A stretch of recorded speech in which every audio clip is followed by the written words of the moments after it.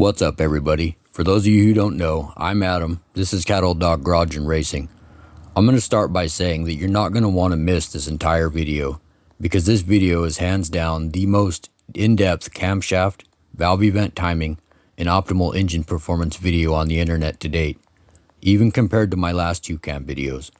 This video contains rare, or dare I say even secret, empirical knowledge in many forms that you literally will not find anywhere else but here.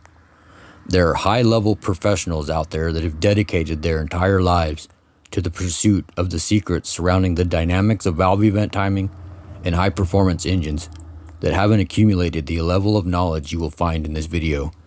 And that is not an overinflated claim or bragging. That is unbiased empirical fact within the actual reality we live in. All the knowledge in this video is empirical and backed by independent dyno data and more in-depth explanations and more information than you will find anywhere else in one place on the internet, guaranteed. I also personally have the first proof of a supersonic phenomenon that is not known to exist and is said by many top professionals and some physicists to be impossible.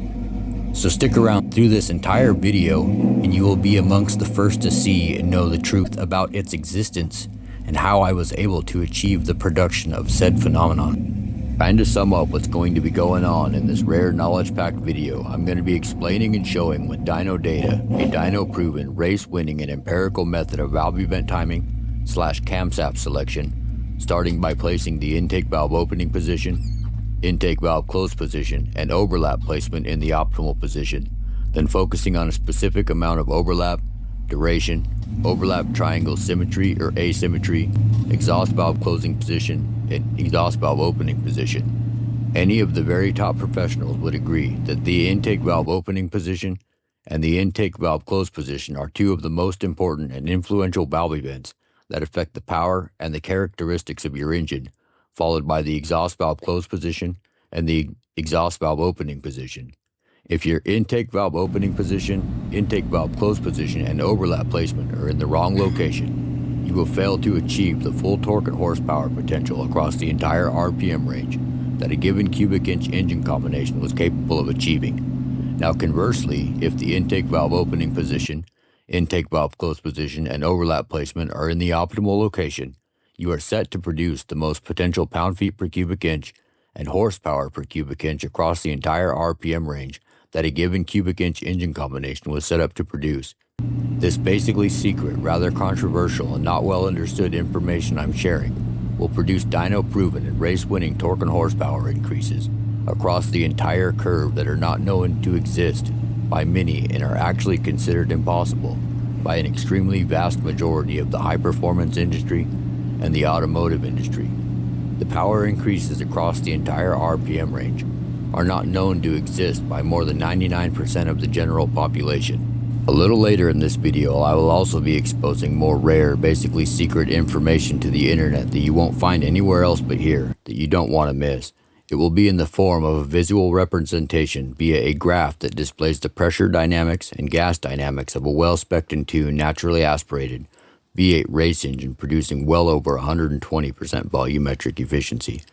With the pressure dynamics graph, we will go over the dynamics of refractive waveform pulses and pressures in the intake and exhaust in relation to absolute pressure, cylinder pressure, pressure differentials, the intake valve opening position, overlap, exhaust valve close position, intake valve close position, exhaust valve opening position, and the degrees of crankshaft rotation, along with how the refractive waveform pulses in the intake and exhaust work together with the valve events to create the inertial ramming effect, pressure differentials, and increases in velocity, kinetic energy, and dynamic inertia, all of which dynamically contribute to the inertial ramming effect and inertial column supercharging, which, due to the ideal placement of the intake valve opening position, exhaust valve close position, intake valve close position, and the exhaust valve opening position, can produce up to 8 to 15 psig in the cylinder of a naturally aspirated 2-valve V8 race engine upon intake valve close position. Essentially, the ideally placed intake valve opening position, exhaust valve close position, and exhaust valve opening position are enabling the ideally placed intake valve close position to take advantage of an optimally filled cylinder,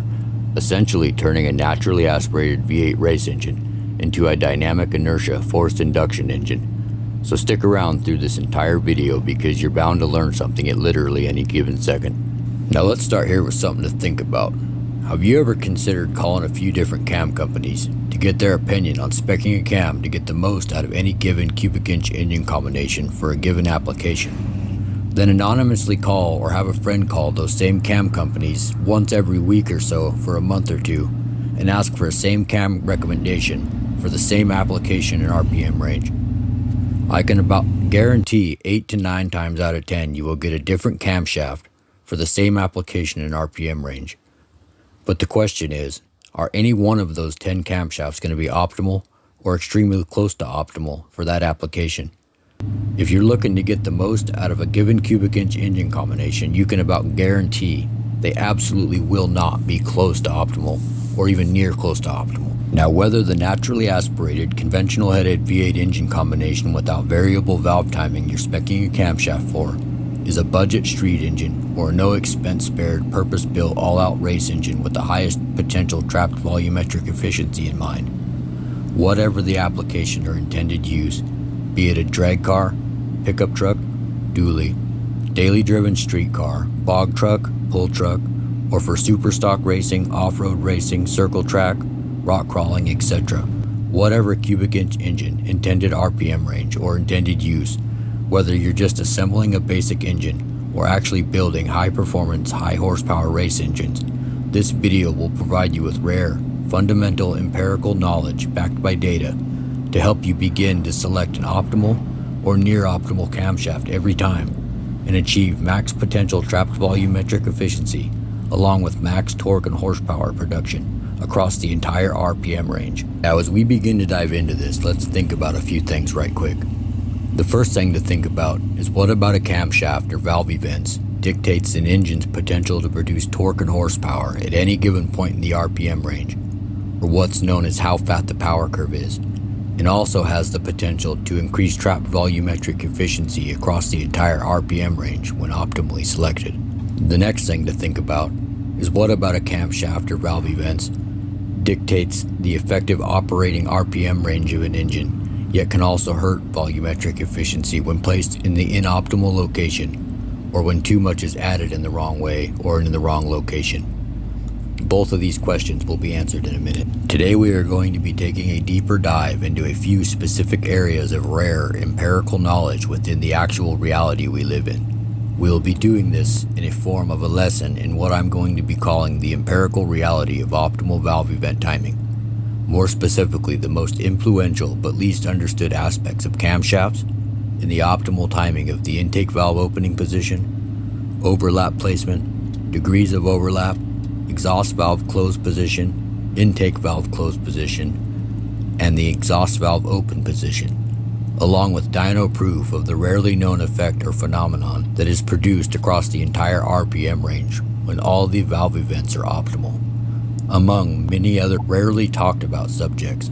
Now, I know from past experience that a lot of you open-minded or truly intelligent individuals enjoy a good dose of empirical reality or true knowledge. And I also know from past experience that empirical reality in many aspects tends to hurt some feelings. And most of the time that's due to individuals having a blind affliction of cognitive bias, lack of comprehension of what I'm saying, the inability to follow a storyline, lack of attention span, etc. But these issues lie solely within themselves, and that's just fine because in the reality we live in, some people get into their feelings really easy for many different reasons, especially when they can't begin to wrap their head around the fact that they can't comprehend that they don't know what they don't know, and in turn, they truly have no idea and don't fully comprehend what they're trying to talk about.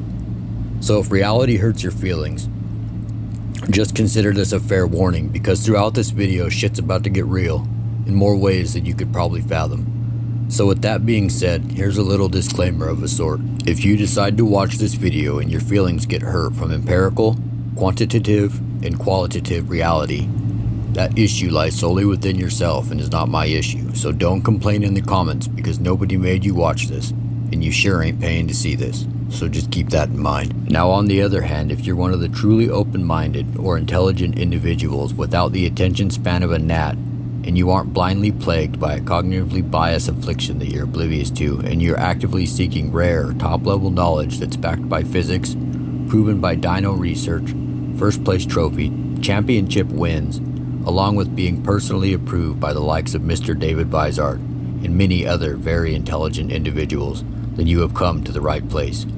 I've been told by a few very intelligent, highly qualified subscribers that the information and the knowledge I presented in my last 2 cam videos would have made for a good PhD dissertation. A few others have said that I provided them with a more complete knowledge of valve events, which brought about a more thorough understanding of valve event timing. They went on to say that I taught them more about valve events, optimal valve events, and lobe separation angle than Billy Godbold's newest book. If you don't know who Billy Godbold is, Billy is a nuclear physicist, and he was the lead cam designer / profile dynamics engineer for comp cams for something like 30 years. He is also involved in Pro Stock, NASCAR, etc. Billy is easily within the top 10 in valve events. Now this is no disrespect at all to Billy Godbold, because I have absolutely nothing but the utmost respect for him. But what I had been told by these subscribers is just a reality they've experienced from seeing my last video.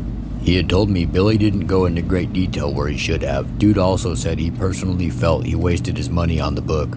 I haven't personally read Billy's book, but Billy is a very intelligent individual with a lot of experience, so I actually recommend checking out Billy Godbold's book, even if you're on the more advanced side.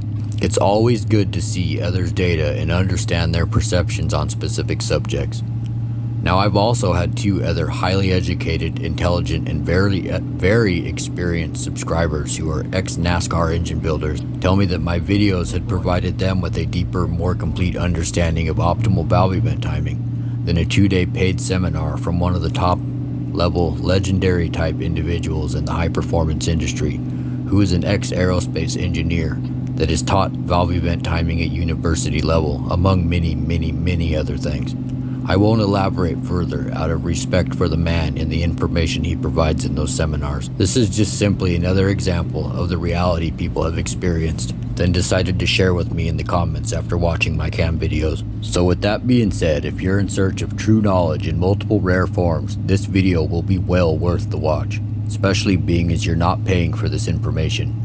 And as I have said, everything I will be sharing today is empirically proven to work and will be backed by more dyno data than you will find anywhere, especially in one place. Now, I know that LSA is considered a result of valve event placement, and that would be somewhat correct, but only up to a certain degree. This is just the most common thing you will typically hear someone that may call themselves a professional say, or what you may hear someone regurgitate when they think they understand valve event timing, or are acting like they understand valve event timing, or even optimal valve event timing for that matter. But LSA being a result of valve event placement is just the most one-dimensional, or what could be considered closed-minded opinion or understanding of lobe separation angle that one could have. But from a cam grinding perspective, everything as far as valve event placement is determined by the degrees at which the intake and exhaust opening and closing points take place relative to the piston's position before, at, and after top and bottom dead center, along with the degrees of crankshaft rotation. So from a cam grinding perspective, LSA being a result is accurate. Now I'm also going to add that yes, it is very important to have a thorough understanding of the effects of the placement of the intake valve opening position, overlap placement, the degrees of overlap, exhaust valve closed position, intake valve closed position, and the exhaust valve open position, along with when and why to adjust them accordingly to achieve a specific result depending on a multitude of influential factors. Now I can assure you that I have a rather complete, and I mean complete, understanding of each individual valve event, their effects, and how to adjust them accordingly to achieve a specific result, along with when and why to do so depending on a multitude of influential factors. So I assure you that I'm well aware of how to select valve event timing for a given cubic inch engine combination for any given application and intended RPM range by many ways, including the most conventionally known way via the degrees that the intake valve opening position, exhaust valve closed position, intake valve closed position, and exhaust valve open position take place in relation to the piston's position in the cylinder before top dead center, after top dead center, before bottom dead center, and after bottom dead center, along with the degrees of crankshaft rotation. And of course, with this conventional one-dimensional understanding of valve events, the result from the placement of those valve events would then result in LSA, which is technically accurate but only to some extent. As I said, this is just the most common, one-dimensional, or what could even be considered closed-minded understanding of lobe separation angle. Now you have to understand that you can't expect 99% of the population to ever comprehend, let alone fully understand valve event timing, especially optimal valve event timing, let alone how to select a near optimal camshaft by the degrees at which the intake and exhaust valve opening and closing points take place in relation to the piston's position before top dead center, after top dead center, before bottom dead center, and after bottom dead center, along with the degrees of crankshaft rotation.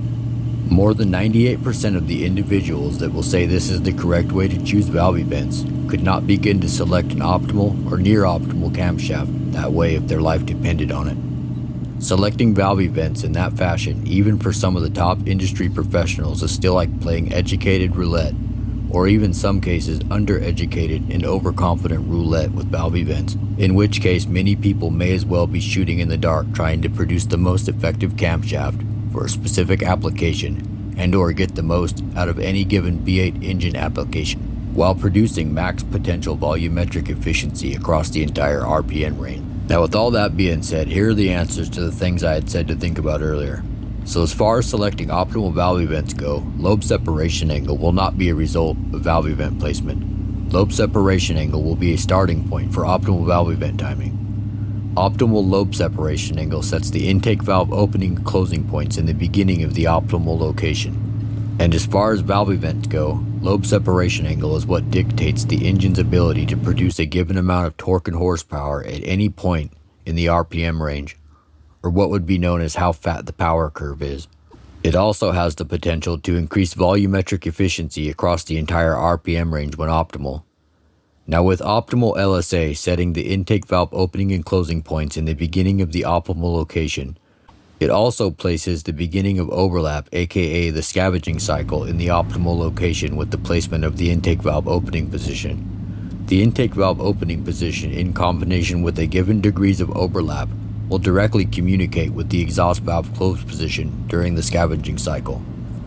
Now overlap is what also dictates the general RPM at which peak torque will be produced, which is relative to the RPM at which peak horsepower will be produced. With an optimal LSA, the set overlap placement starting with the intake valve opening position in combination with a degrees of overlap will set the exhaust valve closed position. Optimally placed overlap will provide the engine the ability to produce max potential volumetric efficiency.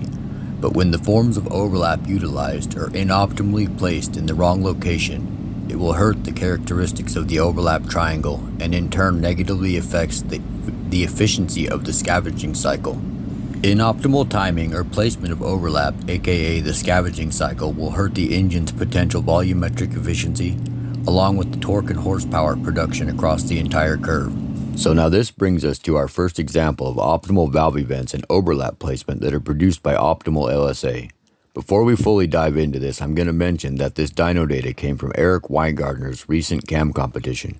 Now I know he really wanted me to enter to prove myself, as he would like to say, but with me being disabled, the fact I take care of my grandmother who's in the very end stages of Alzheimer's, along with other problems I've been having, as much as I would have loved to enter a cam, there is no way in hell financially I could have made that happen. Hell, this is the first video I've made all year because of some of these issues I've been dealing with. Also, if you know anything about me, you would absolutely know that me not entering a cam in the competition is by no means due to a lack of testicular fortitude, aka balls on my part, as Eric keeps hilariously and indirectly implying. But I did manage to scrape up some money and donate to the Dyno Fund. This is how I got all the dyno data and the cam info for this comparison, so I really do appreciate Eric's dedication and the data he and Gary meticulously produced. There's no denying what he pulled off was impressive, and had I been in the position financially where I could have afforded to enter, I would have been one of the first to get in touch and send him $100 in a cam to enter.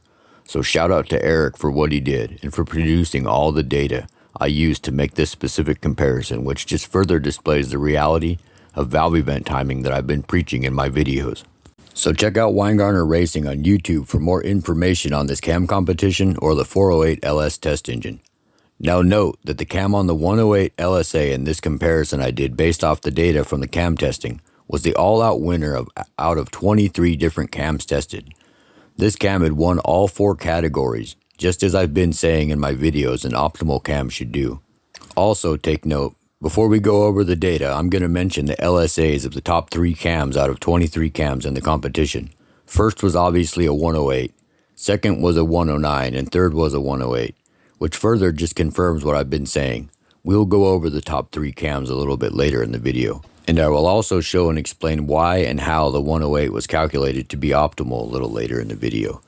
Now once again, as we dive into this data, I'm going to say that the torque and horsepower produced across the entire RPM range by the cam on the optimal 108 LSA is produced by the combination of valve events and overlap placement produced by optimal lobe separation angle. These effects are not known to exist by 99% of people, so this may boggle your mind. But if you have watched and paid attention to what I've said about the placement of valve events, overlap placement, optimal lobe separation angle, and the proper use of the exhaust valve opening position and exhaust duration in my last 2 videos, along with the data I provide, you would fully expect this to happen from a cam on an optimal 108 LSA, with the amount of overlap, the overlap triangle asymmetry with bias to the exhaust side, and the duration used. Now for those of you who don't know, this dyno data was produced by 11.5:1 compression 408 cubic inch LS engine with ported aftermarket 11 degree LS3 heads on it, so it has 2.165 intake valves, and the low lift flow discharge coefficient falls between the 0.76 and 0.78 range. This comparison is a prime and beautiful example of what I said in my last cam video about a cam on an optimal lobe separation angle with equal overlap and less duration, or in the case of this specific data, an optimal 108 LSA with less overlap, so less overall duration than the other camshafts on inoptimal wider lobe separation angles, with more overlap, so more duration than the cam on the optimal 108 LSA, which, if you look at the dark blue line, as you can clearly see, is making the most horsepower and torque across the entire RPM range, which is what I've been proving in my cam videos with dyno data for the last 2 years. Now here's the specs for the 5 cams in this specific comparison. The first one is of course a 108 LSA with 238 degrees intake duration, 259 exhaust at 50 thousandths, which equals 32.5 degrees overlap at 50 thousandths, and that's the blue line.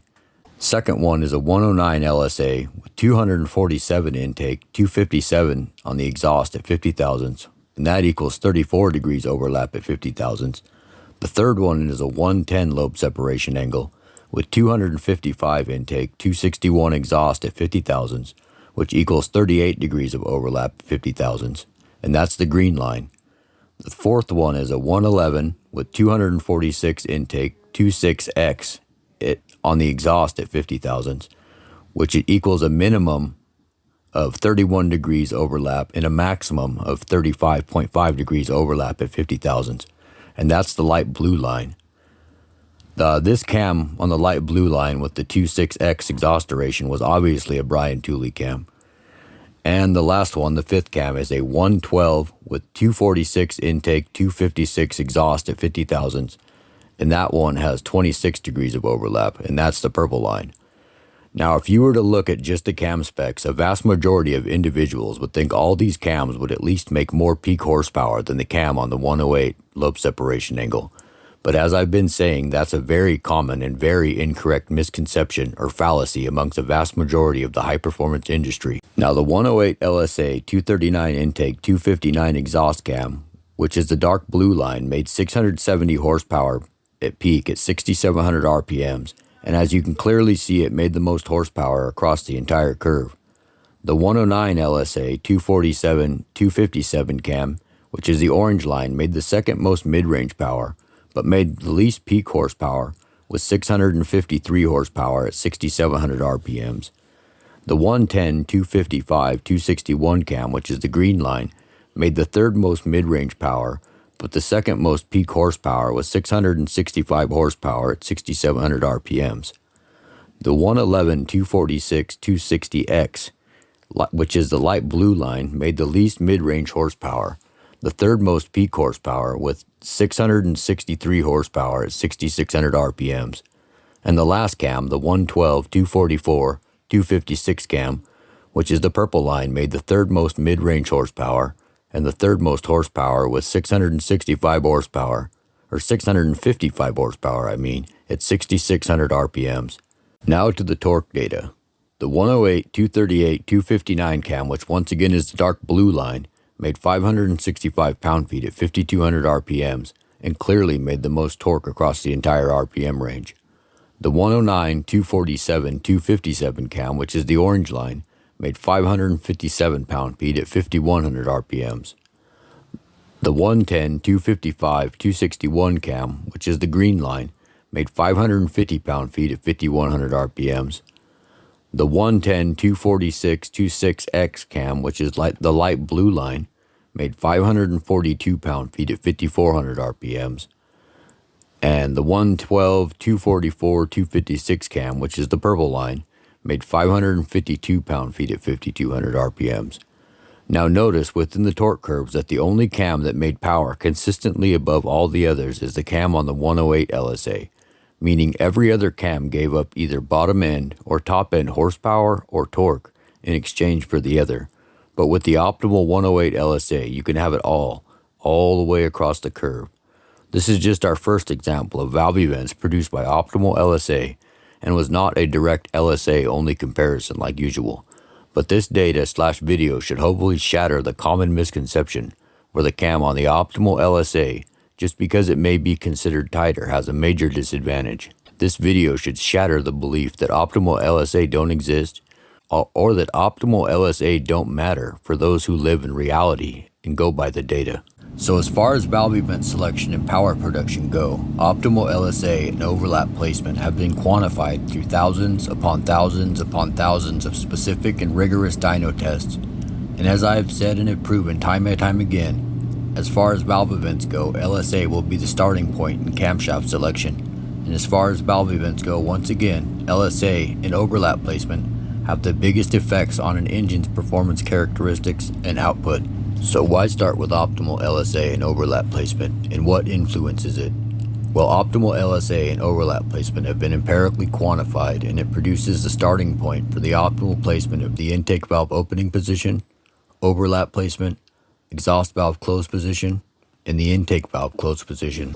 The goal here is to start the very beginning of the induction cycle with the optimally timed intake valve opening position, to start the overlap placement at the ideal time and the most critical point at the very beginning of the induction cycle. If the intake valve is opened too late or too early and the overlap starts too late or too early without the pressure differential occurring at the correct time at the point when the intake valve and the exhaust valve are opening and closing, it will affect the ability of the scavenging cycle to aid in the potential of the induction cycle. If you do not begin to fill the cylinder at precisely the correct time, it will be physically impossible to make up for any percentage in lost trapped combustible intake charge mass in the cylinder, aka the loss in trapped volumetric efficiency from incorrect placement of intake valve opening position, overlap placement, exhaust valve closed position, and intake valve closed position.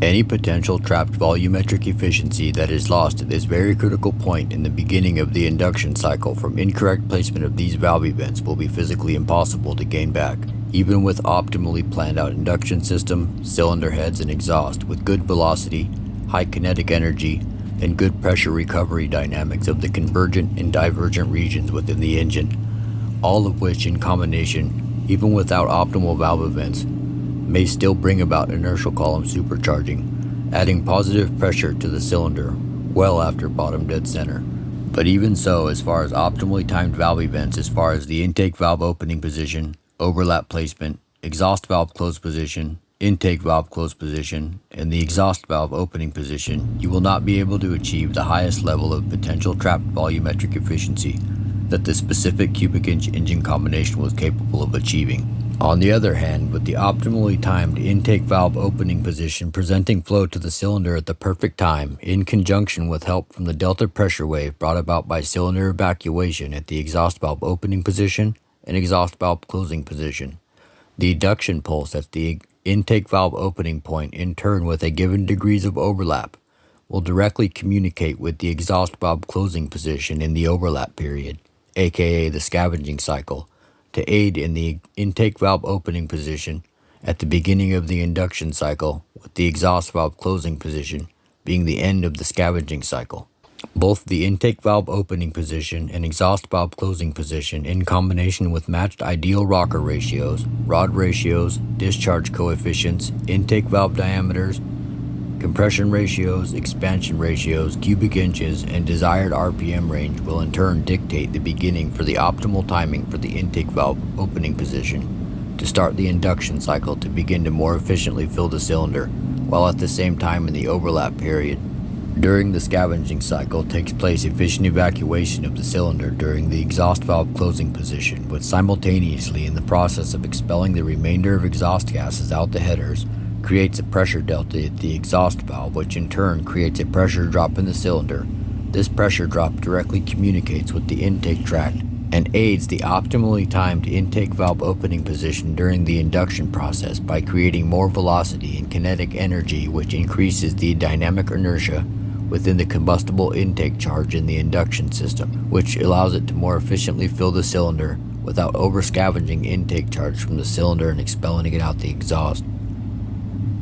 Optimal cylinder filling without over-scavenging the cylinder is due to the optimally timed intake valve opening position, which produces optimal placement of overlap. All this in turn allows the optimally timed intake valve opening position, overlap placement, exhaust valve close position, in combination with matched ideal compression and expansion ratios, rocker ratios, rod ratios, intake valve diameter, and discharge coefficients, to more efficiently fill and evacuate the cylinder, which enables the optimally placed intake valve close position to take advantage of an optimally or near optimally filled cylinder, all of which increases volumetric efficiency and creates more torque and horsepower across the entire curve every time. Optimal LSA and overlap placement together will result in a rarely known, basically secret phenomenon that increases volumetric efficiency across the entire RPM range.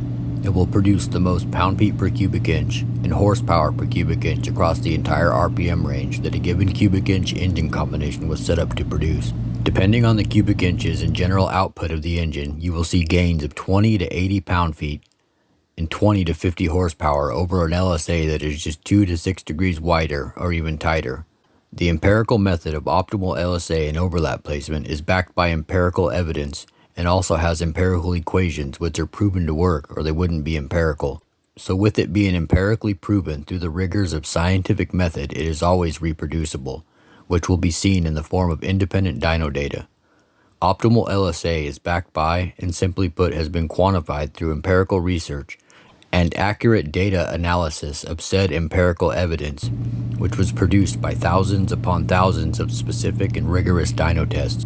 In the research process for the empirical method for optimal lobe separation angle and overlap placement, it was found thousands and thousands of times over and over again that optimal LSA and overlap placement is creating max potential volumetric efficiency by producing ideal timing of the intake valve opening position, exhaust valve close position, intake valve close position, and the exhaust valve opening position in relation to taking positive and negative pressure measurements in the cylinder, the intake ports, and the exhaust ports, while measuring the ideal crankshaft angle and the piston's position in the cylinder before, at, and after top and bottom dead center, along with the piston speed, the piston dwell points, and the speed at which the piston accelerates from those dwell points.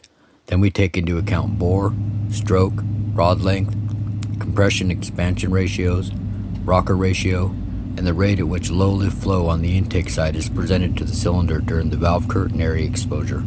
All of this will then be relative to a cylinder head's low lift flow region coefficient of discharge of a given intake valve diameter in relation to a given cubic inch displacement cylinder. Now usually the typical 2-valve conventional V8 cylinder head's low to mid lift flow discharge coefficient will vary from anywhere from about 0.70 up to as high as about 0.88 to 0.90, depending on the cylinder head's CFM flow numbers that have given lift. This is also affected by the valve job, the valve seat angle, the valve curtain area, and the overall flow of the cylinder head's intake port, so discharge coefficients will vary. This is all going to be in relation to a cubic inch displacement of a given cylinder, which will then be relative to the given intake valve diameter, which once again, along with the numerical constant, will be partially representative of the coefficient of discharge of a given cylinder head. So what exactly is the coefficient of discharge? The coefficient of discharge represents the overall efficiency of flow within a given cylinder head's intake port or exhaust port, and how efficiently the flow is discharged by a given intake valve diameter's curtain area throughout any given point in the lift range. Simply put, the coefficient of discharge is a measurement of the efficiency of effective flow area versus ideal flow area.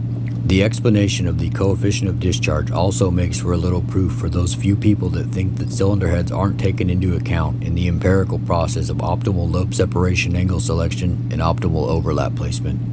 The coefficient of discharge of a given cylinder head's intake valve is a more thorough measurement of efficiency than just flow numbers, cross-sectional area, port volume, velocity, or swirl characteristics alone. Also note, the higher the coefficient of discharge of a given cylinder head has, the less overlap and duration the engine needs for a given cubic inches to achieve a specific RPM range. Now, what I'm about to explain next would make for a calculation that would require you to know the flow numbers of your cylinder head to calculate the discharge coefficient. This is just a slightly more involved calculation compared to using the standard empirical equation, which is accurate and applicable at least 99% of the time. So here is how the coefficient of discharge affects the 128 constant and the other numerical constant for other V8 engines that can be used in place of the 128 in the empirical equation. Now here is a very short and simple example of the variance in coefficients of discharge and how to adjust the constants accordingly. The increasing numerical change to the constants according to the coefficient of discharge in this next example applies to the constants applicable to all the engines, all of which will be increased by the same numerical value in relation to the increase to a higher discharge coefficient. Now the low lift flow coefficient of discharge of most 2-valve conventional V8 cylinder heads, as I said, will vary from about 0.70 to 0.88, 0.90. And for the selection of optimal lobe separation angle, we want to focus specifically on the intake side low lift flow discharge coefficient. A cylinder head with a 0.70 to 0.78 coefficient of discharge on the intake side at low lift will use the standard 128 constant and use the other standard constant for different engines in the empirical equation. Believe it or not, even with the big difference in cylinder heads from valve angle, port dimensions, flow numbers, etc. between 23-degree small block Chevys and even 18-degree small block Chevys versus 15-degree LS engines, even with the relative big difference between them, they all three share that 128 constant. You will see dyno proof of small block Chevys and LS3s sharing the 128 constant a little bit later in the video. Now for you LS guys that think LS engines like wide lobe separation angles, you will see in this video with dyno proof that they don't. Also, here, just for a little example, is an LS3 cylinder head's coefficient of discharge to put this into perspective. A stock LS3 head with a 2.165 valve has a 0.76 to 0.78 low lift discharge coefficient. The LS3 head drops to about 0.56 at around 500 lift and peaks back to about 0.58 at 700 lift. The stock LS3 head and even some ported stock LS3 heads fall within the 0.70 to 0.78 coefficient of discharge range, which, just like the small block Chevy, uses the 128 constant in the equation. Now, if you want to be more precise in your valve event calculation, technically anything over a 0.75 discharge coefficient can go up in constant, as we've seen with the results produced by the cam test that Eric Weingartner recently did. With the 11.5 to 1 compression 408 cubic inch LS3 engine, with ported aftermarket 11-degree LS3 heads and a low lift coefficient of discharge that falls in between the 0.76 and 0.78 range. On the other hand, here's an example of a DV ported AFR 235 LS3 cylinder head with a 2.08 valve, not a 2.165 valve. If this head had a 2.165 valve, the coefficient of discharge would have been lower. This AFR 235 LS3 head that DV gave love to has a coefficient of discharge of 0.87 with increased efficiency across the entire lift range compared to the as-cast AFR head. Now, to show an example that it isn't just about the coefficient of discharge number of a cylinder head, but it's the coefficient of a discharge of a given cylinder head's intake valve diameter, because the intake valve is the restriction, so the specific diameter is an influential factor. If this AFR 235 head had the same 0.87 coefficient of discharge, but instead of having a 2.08 intake valve, it had the standard LS3 2.165 intake valve, depending on the cubic inches that it would be put on top of, it would require a lobe separation angle 0.5 to 0.75 degrees wider with the 2.165 valve and a 0.87 coefficient of discharge. Now moving on, here are the adjustments that need to be made to the constants in the empirical equation according to a higher discharge coefficient. These numerical adjustments to the constants will easily get you within a tolerance of plus or minus 1 degree from the optimal lobe separation angle. A low lift flow discharge coefficient of 0.78 to 0.83 will use a 128, 128.5 to 129 as the constant in place of the 128. If it's a really good to exceptional 2-valve V8 cylinder head with a 0.83 to 0.90 coefficient of discharge, it will call for somewhere in between 129, 129.5, 130, 130.5 to 131 to be the constant. A 0.90 coefficient of discharge is getting into the 4-valve per cylinder head coefficient of discharge regions, which is pretty damn good for a 2-valve conventional cylinder head to get that high. It's safe to say that damn near all 2-valve V8 cylinder heads you will typically get a hold of, including, for example, good aftermarket and even ported LS cylinder heads, will typically have a low lift flow discharge coefficient that falls somewhere between 0.70 and 0.90. The equation to figure out the discharge coefficient of your given cylinder head is window area equals valve diameter times pi times lift, and then you take your window area and multiply that by 146 CFM per square inch, and that'll give you your theoretical maximum flow area. Then you take a flow at a given lift and divide it by your theoretical maximum, and this is the ratio of effective flow to actual flow, or what is known as your discharge coefficient. Now with this information set in place, I'm going to show the connection between valve events and the cubic inch per inch of intake valve diameter and its relationship to the coefficient of discharge. Now keep in mind in this next example that this 202 intake valve diameter is going to be partially representative of, say, a coefficient of discharge of 0.741, which will be representative of the low lift flow efficiency of this cylinder head. Now here's a very simple example in the case of a 10-to-1 355 with a 202 intake valve, which is 21.96 cubic inches per inch of intake valve diameter, versus say a 10-to-1 383, which is 23.7 cubic inches per inch of intake valve diameter. Also, just to note, the 202 intake valve diameter is also 50% of the 4.030 bore diameter. Now, if you were to use that same cylinder head from the 355 on a 383, that same 0.741 discharge coefficient of that 202 intake valve now has to begin to feed a larger cylinder of 47 cubic inches in the 383 versus 44.375 in the 355. With that being said, the 10-to-1 383 will require a 106 lobe separation angle to place the intake valve opening position, intake valve close position, and overlap placement in the beginning of the optimal location to allow the cylinder head to fill the larger cylinder most effectively without over-scavenging the cylinder. While in the case of the 10-to-1 355 on the other hand, will optimally require a 108 to do the same. Now with that said, keep in mind between the 108 LSA and the 106 LSA there's of course 2 degree change in lobe separation angle. That 2 degree change in lobe separation angle will equate to 4 degrees more overlap. Now with that same cylinder head with the 202 intake valve and the 0.741 coefficient of discharge from the 355 installed on the 383, although the 106 lobe separation angle that's optimal for the 383 provides 4 degrees more overlap over the 108 LSA that's optimal for the 355, in order for the 383 to achieve the same RPM range as the 355 with that same cylinder head, the 383 will require an additional 1 degree of overlap increase per every 5 to 8 cubic inches increase in overall displacement to achieve about the same RPM range for peak torque and horsepower as the 355. So for the 383, add 4 to 6 degrees more overlap in the form of duration on top of the 4 degrees overlap brought about by the 2 degree change in the lobe separation angle to maintain the optimal 106 LSA for the optimal placement of the intake valve opening position, intake valve close position, and the overlap placement for the 383. The 383 will of course make more torque and horsepower, and it will be at relatively the same RPM range as the 355. Now here's a little example of what to do with the overlap. That 4 to 6 degrees of overlap added to the 383 will be in the form of duration. It will increase the overlap by widening the base of the overlap triangle, and it will add a little more area to the overlap triangle.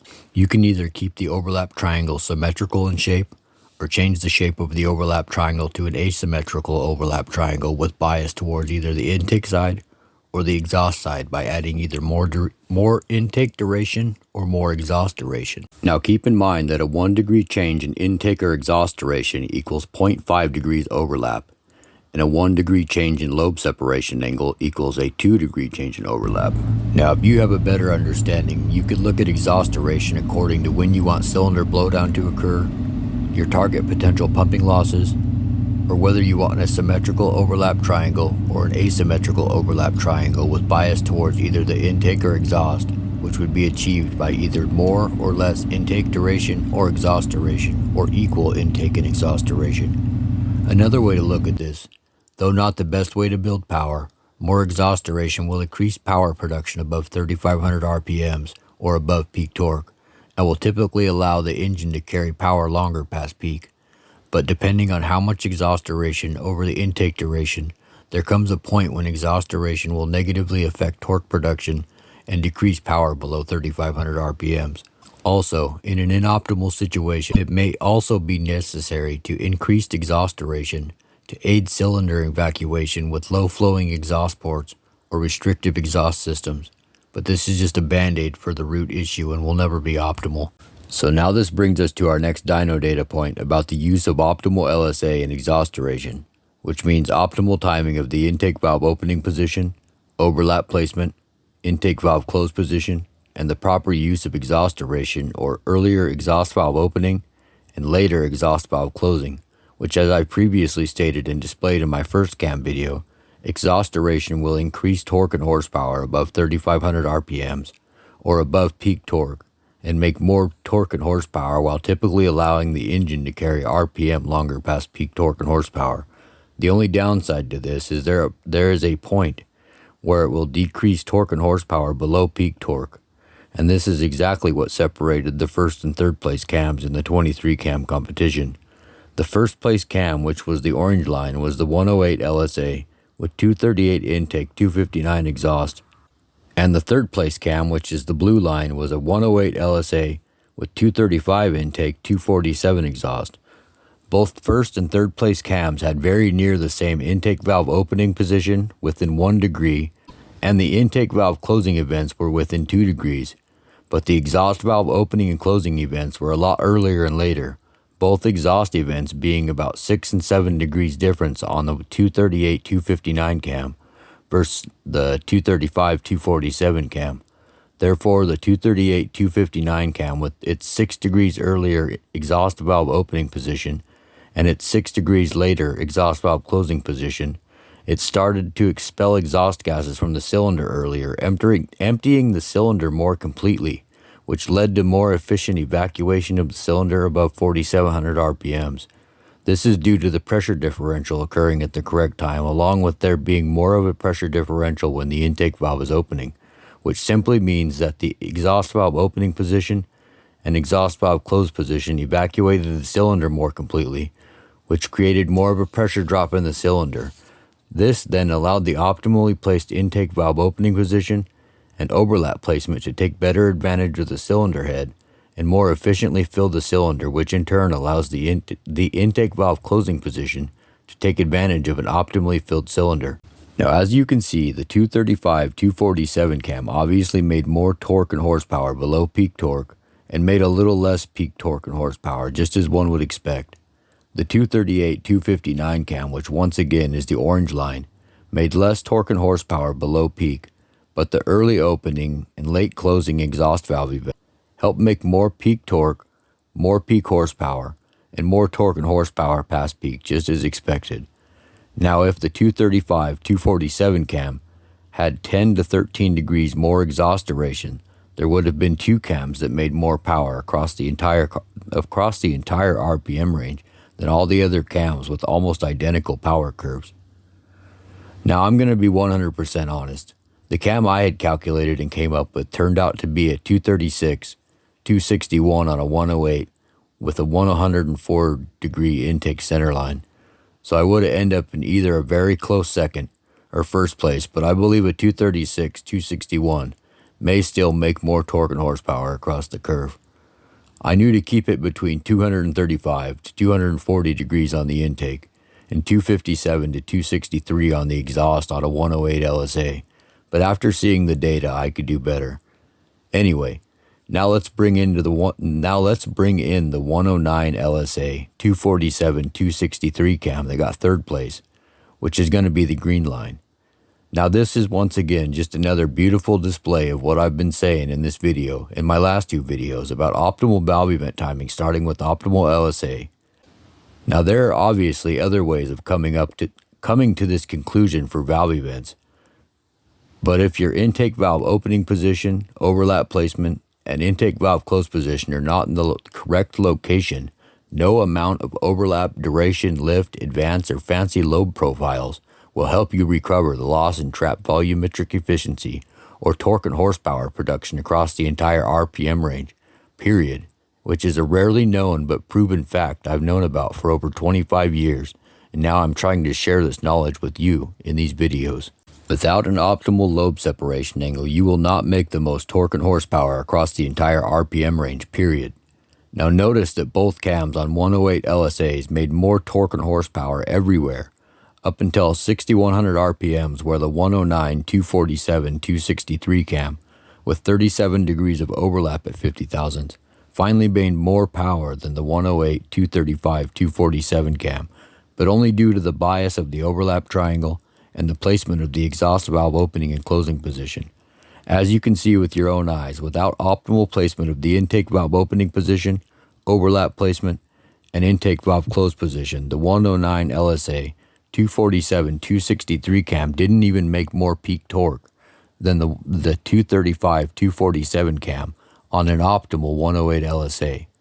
Now also, as you can see, the 235 247 cam on the optimal 108 LSA even carried peak torque longer than the 109 247 263 cam, and the 235 247 cam on a 108 LSA only has 25 degrees overlap at 50 thousandths, while the 109 247 263 cam has 37 degrees overlap at 50 thousandths. The data in this video just destroyed the common held belief amongst the vast majority of people and many professionals that the tighter LSA, even with equal overlap or more overlap, will make more peak torque, make more torque and horsepower below peak, but will make less peak horsepower and always fall off first after peak before the wider LSA, which is clearly not the case, as you can see here and as I showed earlier. Hell, the 108 238 259 cam only has 32.5 degrees overlap at 50 thousandths, and the 109 247 263 cam has 37 degrees overlap. But the 108 238 259 cam still made more torque and horsepower everywhere across the entire curve. So for those of you that keep saying the 108 238 259 cam got first place because of the overlap, or that so-and-so didn't do good in the competition because they didn't have enough overlap, or that the degrees of overlap is more important than lobe separation angle, intake valve opening position, overlap placement, and intake valve close position, it's been proven on the dyno that 1 degree of lobe separation angle has a 500% larger effect on torque and horsepower production than a 1 degree change in intake valve close position or a 2 degree change in duration. So if you're hung up on overlap solely, and that is your thought process, I would really start to question my cognitively biased afflictions and what I think I know, because this is once again unbiased data that just proves otherwise. And for those of us who live in reality, accurate data don't lie. So with that said, you're poorly mistaken with your incorrect or incomplete information you perceive to be true and complete knowledge. Yes, overlap is extremely important, but you can only use so much overlap for a given task, and overlap means absolutely nothing when it's not placed in the optimal location, in combination with optimally timed valve events and area within the overlap triangle, as you can clearly see here in this data. Now, if the third place 108 LSA 239 intake duration cam had a 257 exhaust duration, instead of a 247, we would be seeing two cams making the most power across the entire curve, and the second place cam, which was the 109, 247, 263, would have been third place because, as you can see, the 109, 247, 263 only got second place due to it using 263 degrees of exhaust duration. Second place only beat third place, the 108, 235, 247 cam, above 6,100 RPMs due to the effects of exhaust valve events. Now also notice the display of the intake side being able to effectively utilize power increases from the exhaust valve events on the 238, 259 cam, with the 108 LSA being as it has the advantage of optimally timed intake valve opening position, overlap placement, and intake valve closing position. This is displayed in the power curves produced by the 238, 259 cam on a 108 LSA versus the 109, 247, 263 cam. The effects from the exhaust valve events come into effect much sooner at 4,900 RPMs with the 108, 238, 259 cam compared to 6,100 RPMs for the 109, 247, 263 cam. Now, as we continue on, I'm going to mention that being as lift is one of the two most understood specs. We won't be talking about lift today, except I will mention the fact that when it comes to lift, use as much lift as you're comfortable with for your specific application, but be real with yourself about your intended use and the expectations of what you really want. Also, yes, you can lift the valve beyond max flow, but only to a certain point. I built many engines like this with great success. So for example, say your head has a peak flow of 300 CFM at 600 lift, but falls off after 600, and by 650 it's at 290 CFM. So for example, if you were trying to get the most out of a given combination, in this scenario, you could lift the valve to say 620 to 650, because it's only going to be at past max flow for a very, very small fraction of a second once per cycle. But with the valve being lifted to 620 or 650, the valve will be at peak flow 2 times per cycle, providing more time at peak flow, which presents more flow to the cylinder and also allows for the utilization of higher port velocity from being at a higher lift, which creates and allows more dynamic inertial energy to build up in the intake tract due to the increase in kinetic energy and velocity of combustible intake charge brought about by the increase in overall peak flow to the cylinder. Using this method, your intake valve is at peak flow longer, and once again you will see peak flow once on the opening ramp of the intake lobe, then be past peak flow for a very small fraction of a second, then see peak flow again on the closing side of the intake lobe. I will also add that lift also has an effect on the area within the overlap triangle. It does not affect the degrees of overlap, just the area within the triangle itself. And just like lobe separation angle, lift will of course affect piston to valve clearance. So because lift is the most well understood spec amongst most people, we will instead continue to focus on the least understood and most influential aspects. Now, contrary to the very popular mainstream misconception that has been fed to the public for decades, it isn't just duration or lift that ultimately dictates an engine's RPM operating range, and it definitely don't dictate an engine's torque and horsepower potential across the entire curve. Though duration is a factor, as I have shown, it is just a very small part of the equation, and duration alone will not increase volumetric efficiency across the entire curve, unless you have a 4-pattern camshaft with opening and closing points tuned for specific intake manifold runner lengths. The longer intake runner favors low to mid-range torque and horsepower, so it requires more overlap and duration than a shorter intake runner to achieve the same RPM range.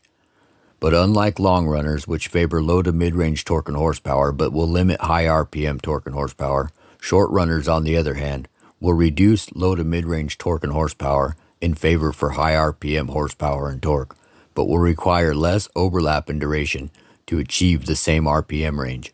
I may touch on 4-pattern camshafts a little later, but most likely I will make a video about it and fully address that subject by itself. So stick around through this entire video and you will get a lot more rare information you will not find anywhere else on the internet, because it just don't exist, especially all in one place, at least up until now. So now we're going to touch on something that's going to be a real eye-opener. Now, I've had one person out of over 220,000 plus individuals between my last 2 cam videos complain by basically saying I'm incompletely explaining some of this rare knowledge that we're going to go over today. I'm going to mention this and make something clear because this individual sparked quite a debate amongst quite a few people in the comments and brought about a lot of confusion amongst many people.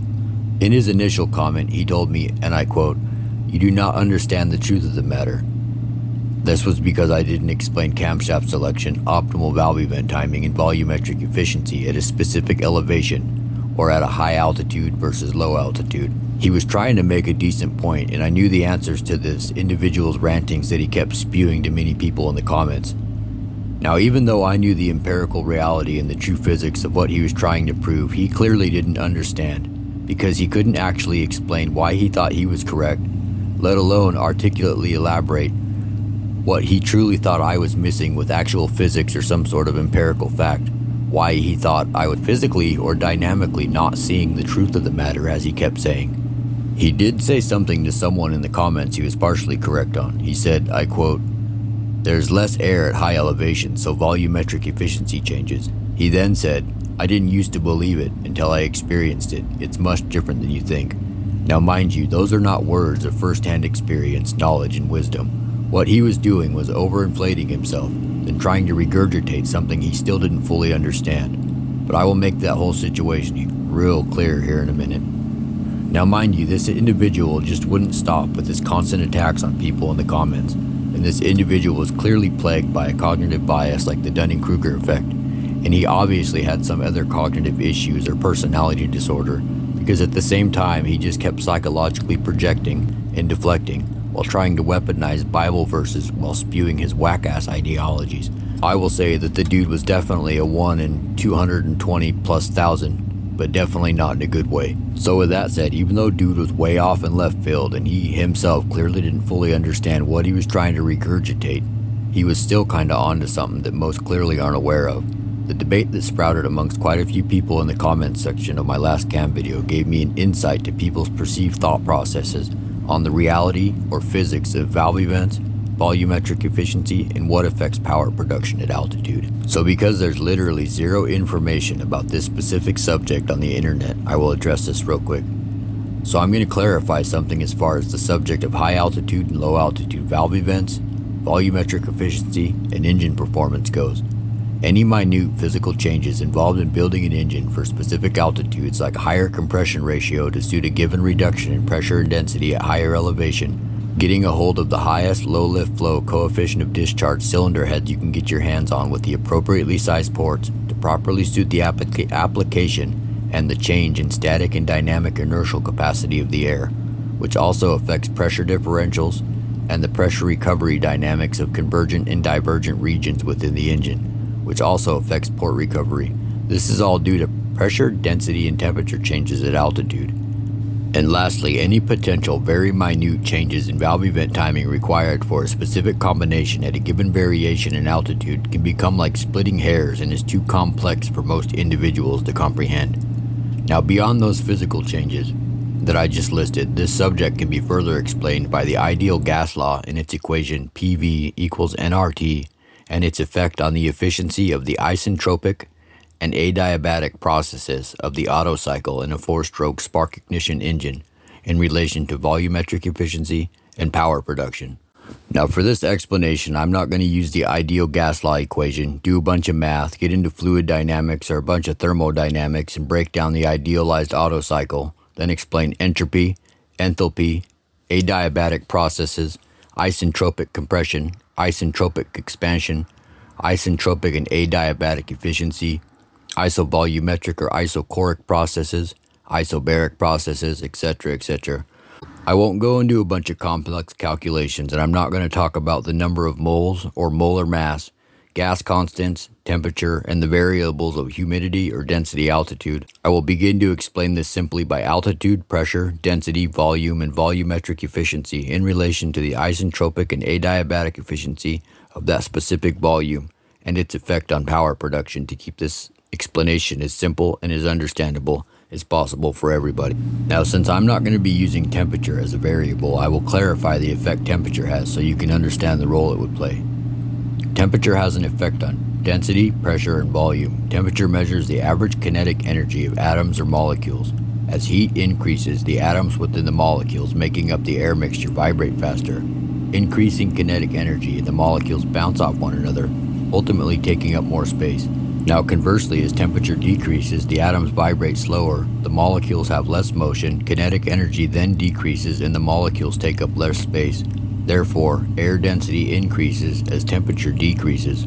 Also, every 10-degree change in temperature, either lower or higher, will equate to roughly 1% increase or decrease in power production due to temperature's effect on oxygen density and volume. So with temperature now explained, you should understand how temperature would apply to the density of a given volume of air mass and its effect on power production. Now, as the altitude of a given air mass increases, air expands because pressure is lower at high elevations. When this occurs, the volume of the air mass increases and the density of the air mass decreases. Now, your cylinders only have a specific effective amount of volume that's capable of being filled with up to a given percentage, or what's known as trapped volumetric efficiency. Now let's say you have a fairly well-tuned, naturally aspirated race engine that achieves a volumetric efficiency of 120%. But keep this in mind, because absolute pressure changes at altitude, the volume of the air mass has increased and the density of the air mass has decreased. Now with this physical reality set in place, at altitude, even if you were able to achieve those same 120% volumetrically filled cylinders relative to absolute pressure at 10,000 feet, it will have still lost charge density or molar mass within that specific volume, which means due to the reduction in pressure, it decreases the density of the air-fuel mixture while increasing the volume, which also decreases port energy via the effect air density has on static and dynamic inertia and kinetic energy of combustible intake charge mass in the induction system. But the biggest factor is it decreased the charge density trapped with that specific 120% of the cylinder's specific volume. So there is now less potential energy trapped in the cylinder's specific volume in the form of less oxidative molecular density or molar mass in combustible gases within the air-fuel mixture, which in turn affects the isentropic and adiabatic efficiency of the Otto cycle and has a negative effect on power production. Now, for example, let's say that this engine we're talking about made 1,000 horsepower at a 1,000-foot elevation where absolute pressure is 14.16 psia and oxygen density is 20.1% of a specific volume. But if you go to 10,000 feet, absolute pressure has decreased to 10.1 psia, which decreases oxygen density percentages to 14.3% of a specific volume. Now with that said, as a generalized rule of thumb, an engine will lose about 3% of its power for every 1,000-foot increase in elevation. So let's say you have to go race at 10,000 feet, which would be considered high elevation.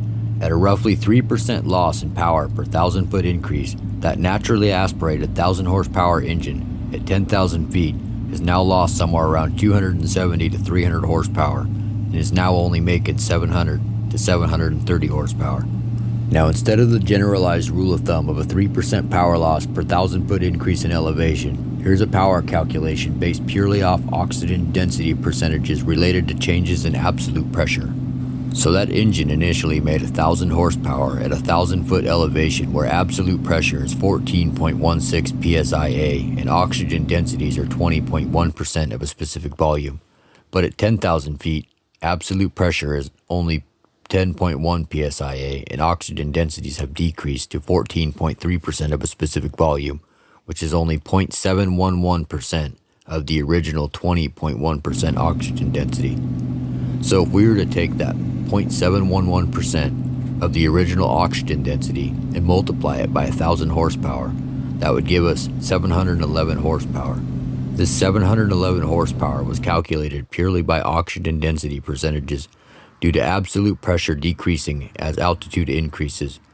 Now notice that the percentage of the original oxygen density is the percentage of the original 1,000 horsepower we now have available to be used.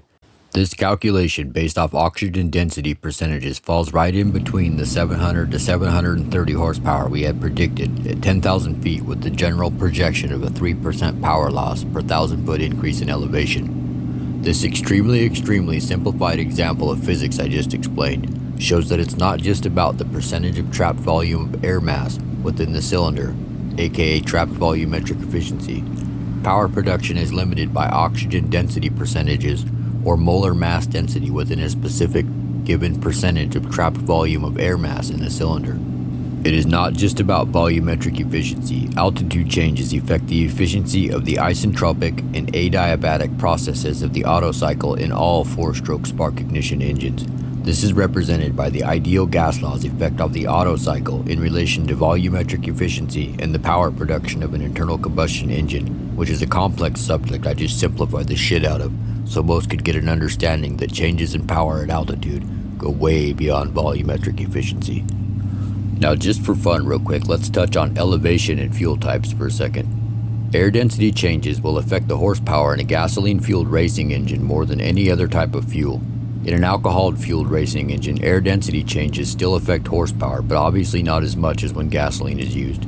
And in a nitromethane-fueled racing engine, air density changes affect horsepower the least of them all.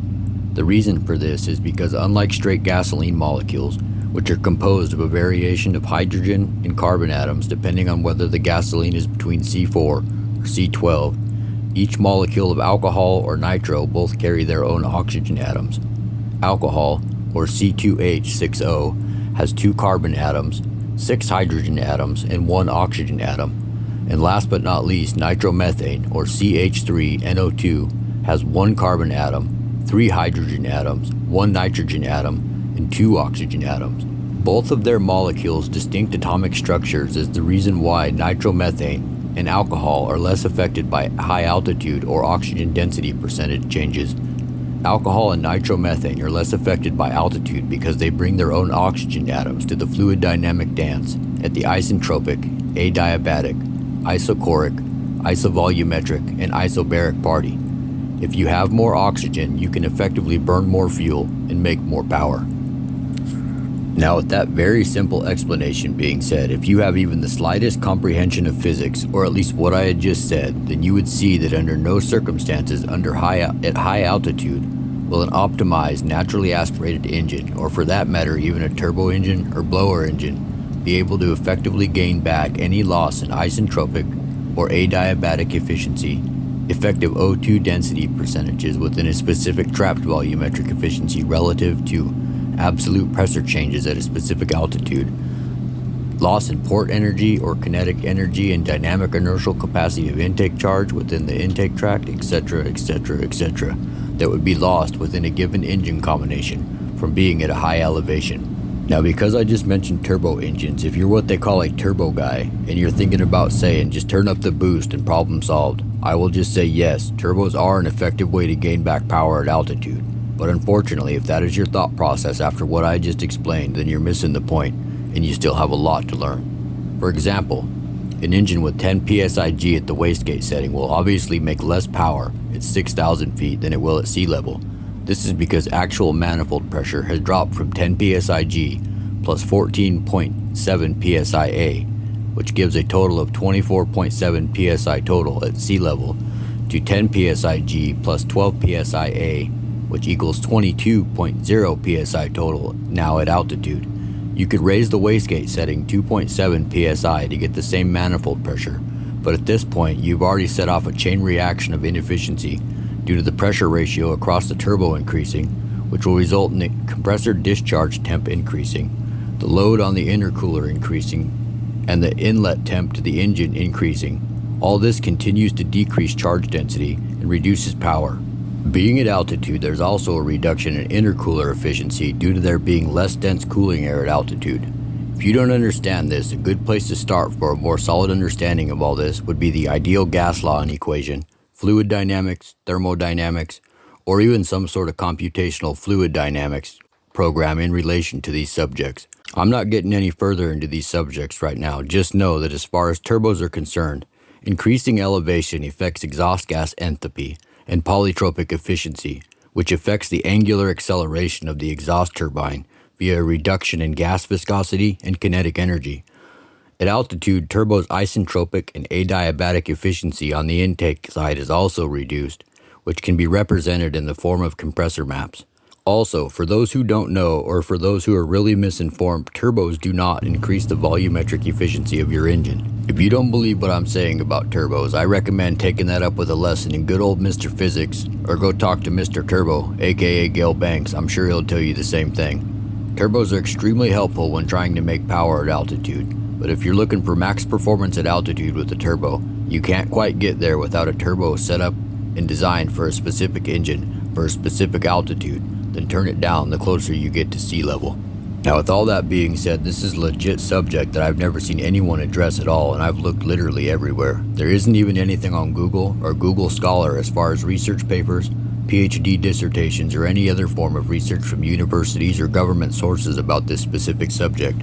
And that's solely because there are so very few people in this world that truly understand the complete physics and all the dynamics involved in achieving high volumetric efficiency with internal combustion engines by fully understanding all the facets and the function of valve event timing as a whole, along with the influential factors of those individual valve events. And even more complicated than that would be the current subject: optimal valve events, max volumetric efficiency, and power production at specific variations in altitude, which at this point I guarantee less than 0.5% of the world population would be able to fully understand, or even care about for that matter.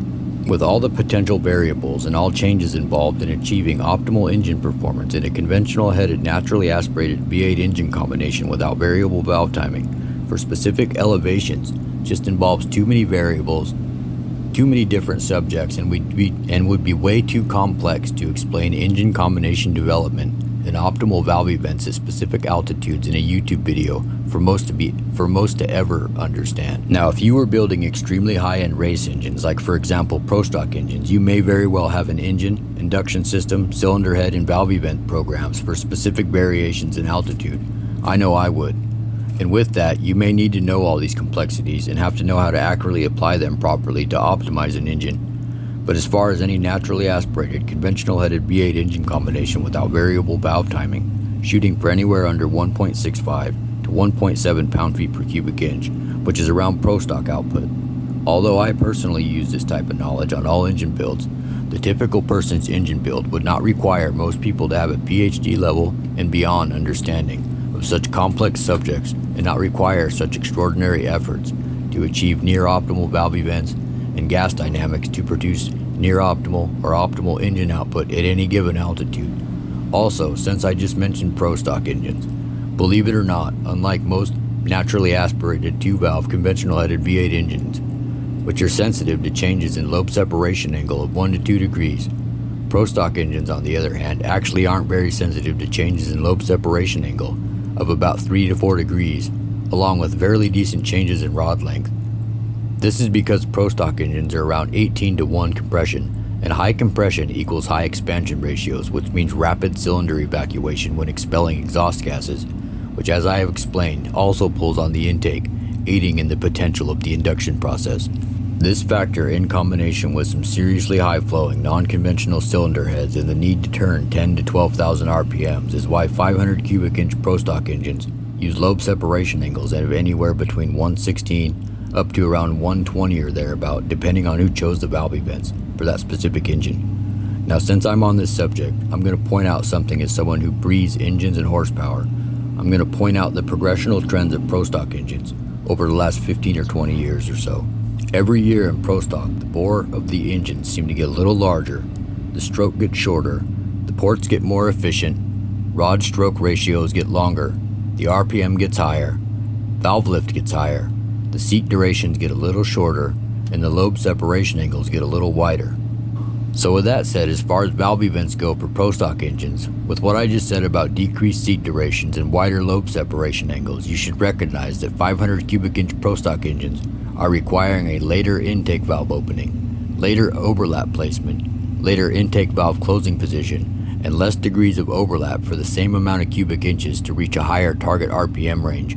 This is because they are progressively getting more efficient cylinder heads and induction systems. Now I'm going to put something into perspective real quick and do a very simple verbal comparison of a 500 cubic inch pro stock engine versus a run-of-the-mill conventional headed 10 to 10.5 to 1 compression 500-ish cubic inch big block Chevy.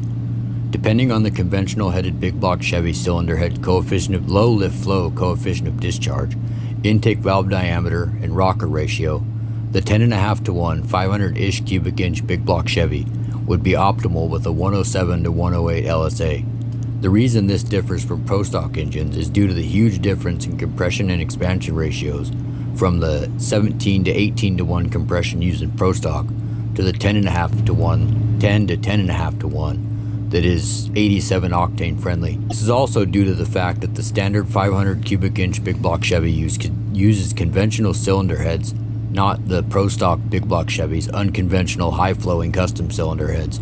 These high flowing custom cylinder heads in high compression expansion ratios required for the need to turn 10,500 to 12,000 RPMs require the 500 cubic inch pro stock engine to have a 116 to 120 LSA to be optimal, where the typical 500 cubic inch street big block Chevy with 10 to 10.5 to 1 compression would require a 107 to 108 to be optimal. Now, to finish the valve events at altitude subject real quick, it's very safe to say in the case of the typical naturally aspirated V8 engine combination under about 1.65 to 1.7 pound-feet per cubic inch, which once again is modern pro stock output, you would not require such extraordinary efforts in a shit ton of complex subjects and calculations. As a matter of fact, I know that even in this day and age, there are a lot of individuals in pro stock and other high-level forms of racing that don't retain all that kind of knowledge, or even a lot of the knowledge in this video for that matter. So as far as altitude's effect on the average person that sees this video's valve event selection goes, for a conventional headed V8 engine combination without variable valve timing at a given variation in altitude, optimal LSA and optimal overlap placement will still be optimal LSA and overlap placement, no matter what the elevation. Although typical non-pro stock conventional headed V8 engines are sensitive to changes in lobe separation angle of 1 to 2 degrees, and changes in overlap and duration of 1 to 2 degrees, any small fractional change there may be needed as far as overall valve event timing at a given altitude, whether it be adjusting the intake valve opening position, exhaust valve close position, intake valve close position, or even the intake valve opening position. Any adjustments there may be potentially needed is so minute it's like splitting hairs. It gets way too complex for most people to comprehend, or for most people to even give a shit about for that matter. So I believe it's completely unnecessary and a waste of my time and effort to thoroughly address this subject any further. Valve event timing in general is complex enough for most people to never fully understand, let alone with the added variable of altitude variations into the mix for optimal valve events, volumetric efficiency, and maximum power output. Although we could dig deeper into the physics of high-level race engine program dynamics for induction systems, cylinder heads, and valve event timing dynamics, all for high elevation versus low elevation, and we could talk about scalar quantities, vector quantities, fluid and gas dynamics, thermodynamics, isentropic efficiency, isentropic compression, constant volume heat addition, isentropic expansion, constant volume heat rejection, isovolumetric or isochoric processes, adiabatic processes, enthalpy, entropy, Mach numbers, compressible flow, incompressible flow, pressure recovery dynamics of convergent and divergent regions, ideal gas law and equation, molar mass, idealized Otto cycle, volumetric efficiency, Bernoulli's principle and equation, inertial forces, viscous forces, Reynolds number, and so on and so forth, and so on and so forth, etc., etc. But not many people are qualified enough to actually comprehend those terms in general, let alone fully understand a bunch of complex information that deep. Only a very small fraction of a single percentage of individuals that will ever see this video would understand enough of said topics to appropriately and accurately apply such thermodynamics and fluid and gas dynamics in their engine combination development, induction system, cylinder head, optimal valve event selection, and exhaust system development endeavors. So I recommend just don't worry about those specific complexities unless you really want to or need to, in which case you decide. I hope you're very well educated, thoroughly experienced, have extensive knowledge within multiple types and branches of physics, and or you're highly intellectually gifted in combination with the last two things, because that's a lot for most people to take in, let alone actually make sense of, then be able to accurately apply it in their favor for their entire engine combination development and valve event selection endeavors. Now, to help simplify some of the science and dynamic complexities surrounding the subject and the variables of selecting an optimal lobe separation angle, I will be showing an empirical equation created by the man himself, Mr. David Vizard. The reason I advocate for DV's empirical process and his empirical LSA equation is because the results produced by DV's equation line up with a few of my equations, and just so happened to produce the same results as the complex and empirical methods I learned growing up. With that being the case, I just so happen to be one of the rare individuals that intuitively fully comprehends DB's methods and can personally prove these methods simply from my own previous experience, along with the empirical evidence I had been exposed to growing up and have personally acquired throughout my entire life. I had first came across DB's equation shortly after he had given me a compliment on the 383 out of my mud racing truck. More specifically, he complimented me on the valve events I had chosen for that specific engine and its output. At the time, I knew who DB was. I had read a few of his books a long time ago, but I didn't know his empirical valve event selection method at the time. A few days later, I was scrolling through DB's old YouTube channel, and I came across his LSA equation, and the first few numbers I had ran with DB's equation, I damn near instantly understood DB's concept, without previously ever seeing his equation, let alone studying his method. After running just a few more numbers with his equation, I could easily visualize in my mind the potential results from my past experience and the dyno data produced by my past experiences. I could see the potential outcomes produced by the LSA's DB's equation would produce for a given cubic inch engine within a given set of parameters. So it was at that point about a year and a half ago, I had come to the indefinite conclusion that both DB's and my methods results were practically identical for optimal LSA and the quantification of valve events, so to say. I believe both methods have been influenced by the same parameters, coefficients, variables, functions, predictors, etc. I believe both methods have gone through the process known as a polynomial regression, and both methods' results have also concluded in similar empirical evidence produced by dyno data brought about through decades of specific research in the form of tens of thousands of rigorous and specific dyno tests, along with accurate data acquisition and analysis, which was conceptually proven, then put into action and justified by a lot of against the odds, consistent back-to-back championship wins, and decades of other race-winning success. The results produced by the complex ways I learned and DB's methods are both proven to work. This is why I advocate for DB's empirical equation for lobe separation angle and the way he calculates duration. Both DB's and my calculations say that lobe separation angle and overlap will produce duration. Both equations are different, but they both produce the same exact results. And that's not a coincidence. Now I already know for a fact, and as you will see with unbiased independent dyno data, that DB's lobe separation angle equation is proven to select the optimal lobe separation angle for max potential pound-feet per cubic inch and horsepower per cubic inch across the entire RPM range in damn near any given naturally aspirated, conventional headed 2-valve V8 engine combination without variable valve timing.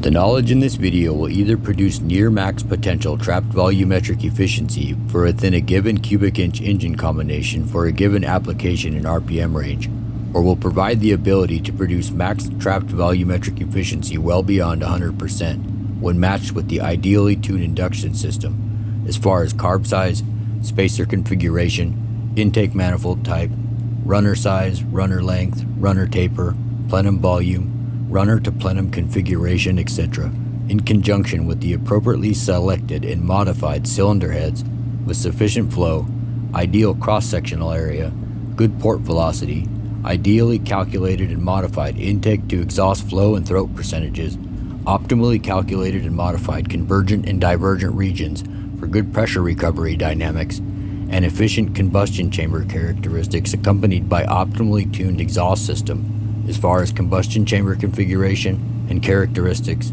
exhaust valve job, exhaust port throat percentage, exhaust port shape, exhaust port divergent expansion angles, and exhaust port volume, all of which will be accented by proper header primary design, primary diameters, primary lengths, along with the collector design, collector shape, collector diameter, collector length, collector extensions, or exhaust. When all these potential variables are optimal or near optimally calculated and modified, then optimal LSA and overlap placement in combination with a given degrees of overlap and a given degrees of duration will produce the optimal placement for the intake valve opening position, overlap placement, exhaust valve closed position, intake valve closed position, and the exhaust valve open position. These optimally timed valve events will provide the ability for a well-tuned, naturally aspirated race engine to achieve max potential volumetric efficiency up to around 150% or thereabout. Achieving a trapped volumetric efficiency this high comes down to utilizing things like delta pressure wave tuning or pressure differential tuning, Helmholtz resonance, and refractive pulse waveform tuning on the intake and exhaust. When properly tuned, these factors will produce a phenomenon known as inertial column supercharging via the dynamic inertial capacity of the kinetic energy brought about by high velocity combustible intake charge mass being rammed at the back of the intake valve. When the intake valve opens at the ideal time, upon the positive pressure from the refractive pulse waveform in the intake port ramming the back of the intake valve, this pressurized combustible intake charge mass is then pulsed into the cylinder at higher than atmospheric pressure upon intake valve opening. As the pressure drop in the cylinder occurs from the intake valve opening position and the exhaust valve closed position being open at the same time during the overlap period, aka the scavenge cycle, this increases the dynamic inertia via increasing the velocity and kinetic energy of the combustible intake charge mass being pulsed into the cylinder at a positive pressure, which will continue to forcibly fill the cylinder after bottom dead center, resulting in a trapped volumetric efficiency up around 150% or thereabout. It's not uncommon to see naturally aspirated V8 race engines with 8 to 15 psi G above absolute atmospheric pressure trapped in the cylinder upon intake valve close position, essentially turning a naturally aspirated V8 engine into a finely tuned, naturally aspirated dynamic inertially forced induction engine. Now this here is a really cool graph showing the results of what I just described. This is what is going on in a naturally aspirated V8 racing engine that is producing well over 100% volumetric efficiency, with near optimal valve event timing and a well-spec'd and tuned intake and exhaust. This graph and knowledge is also something you will absolutely not see in any other camshaft or engine performance videos online. You won't get this specific information anywhere else online for that matter. This chart and conglomeration of knowledge being exposed to the internet in this video is exclusive to Cattle Dog Garage and Racing. Now I highly recommend you listen to what I'm about to say and study this chart. If you have any questions about this chart at all, just ask and I will answer. This chart gives a good visual representation and represents the pressure events, pressure differentials, and refractive pulse waveforms within a well-spec'd and tuned race engine relative to optimal valve event timing. It shows the refractive pulse waveforms going back and forth in the intake and exhaust at positive and negative pressures while hitting the backside of the intake and exhaust valve, and it also displays the pressure differentials and shows that when optimally timed, these refractive pulse waveforms contribute to what is known as inertial ramming effect and also contributes to inertial column supercharging, which produces higher than atmospheric pressure in the cylinder upon intake valve close position. These pressure pulses are displayed in relation to the timing of the intake valve opening position, overlap, exhaust valve close position, intake valve close position, and the exhaust valve opening position. At the top of the chart, you will notice it lists the valve events from left to right as IC for intake close, EO for exhaust open, IO for intake open, overlap, and EC for exhaust close. It also shows the point of ignition in top dead center. Now look to the far left side of the chart going vertical. It gives a pressure scale in bars of pressure or atmospheres, with 1 being absolute pressure with a value of 14.7 psia.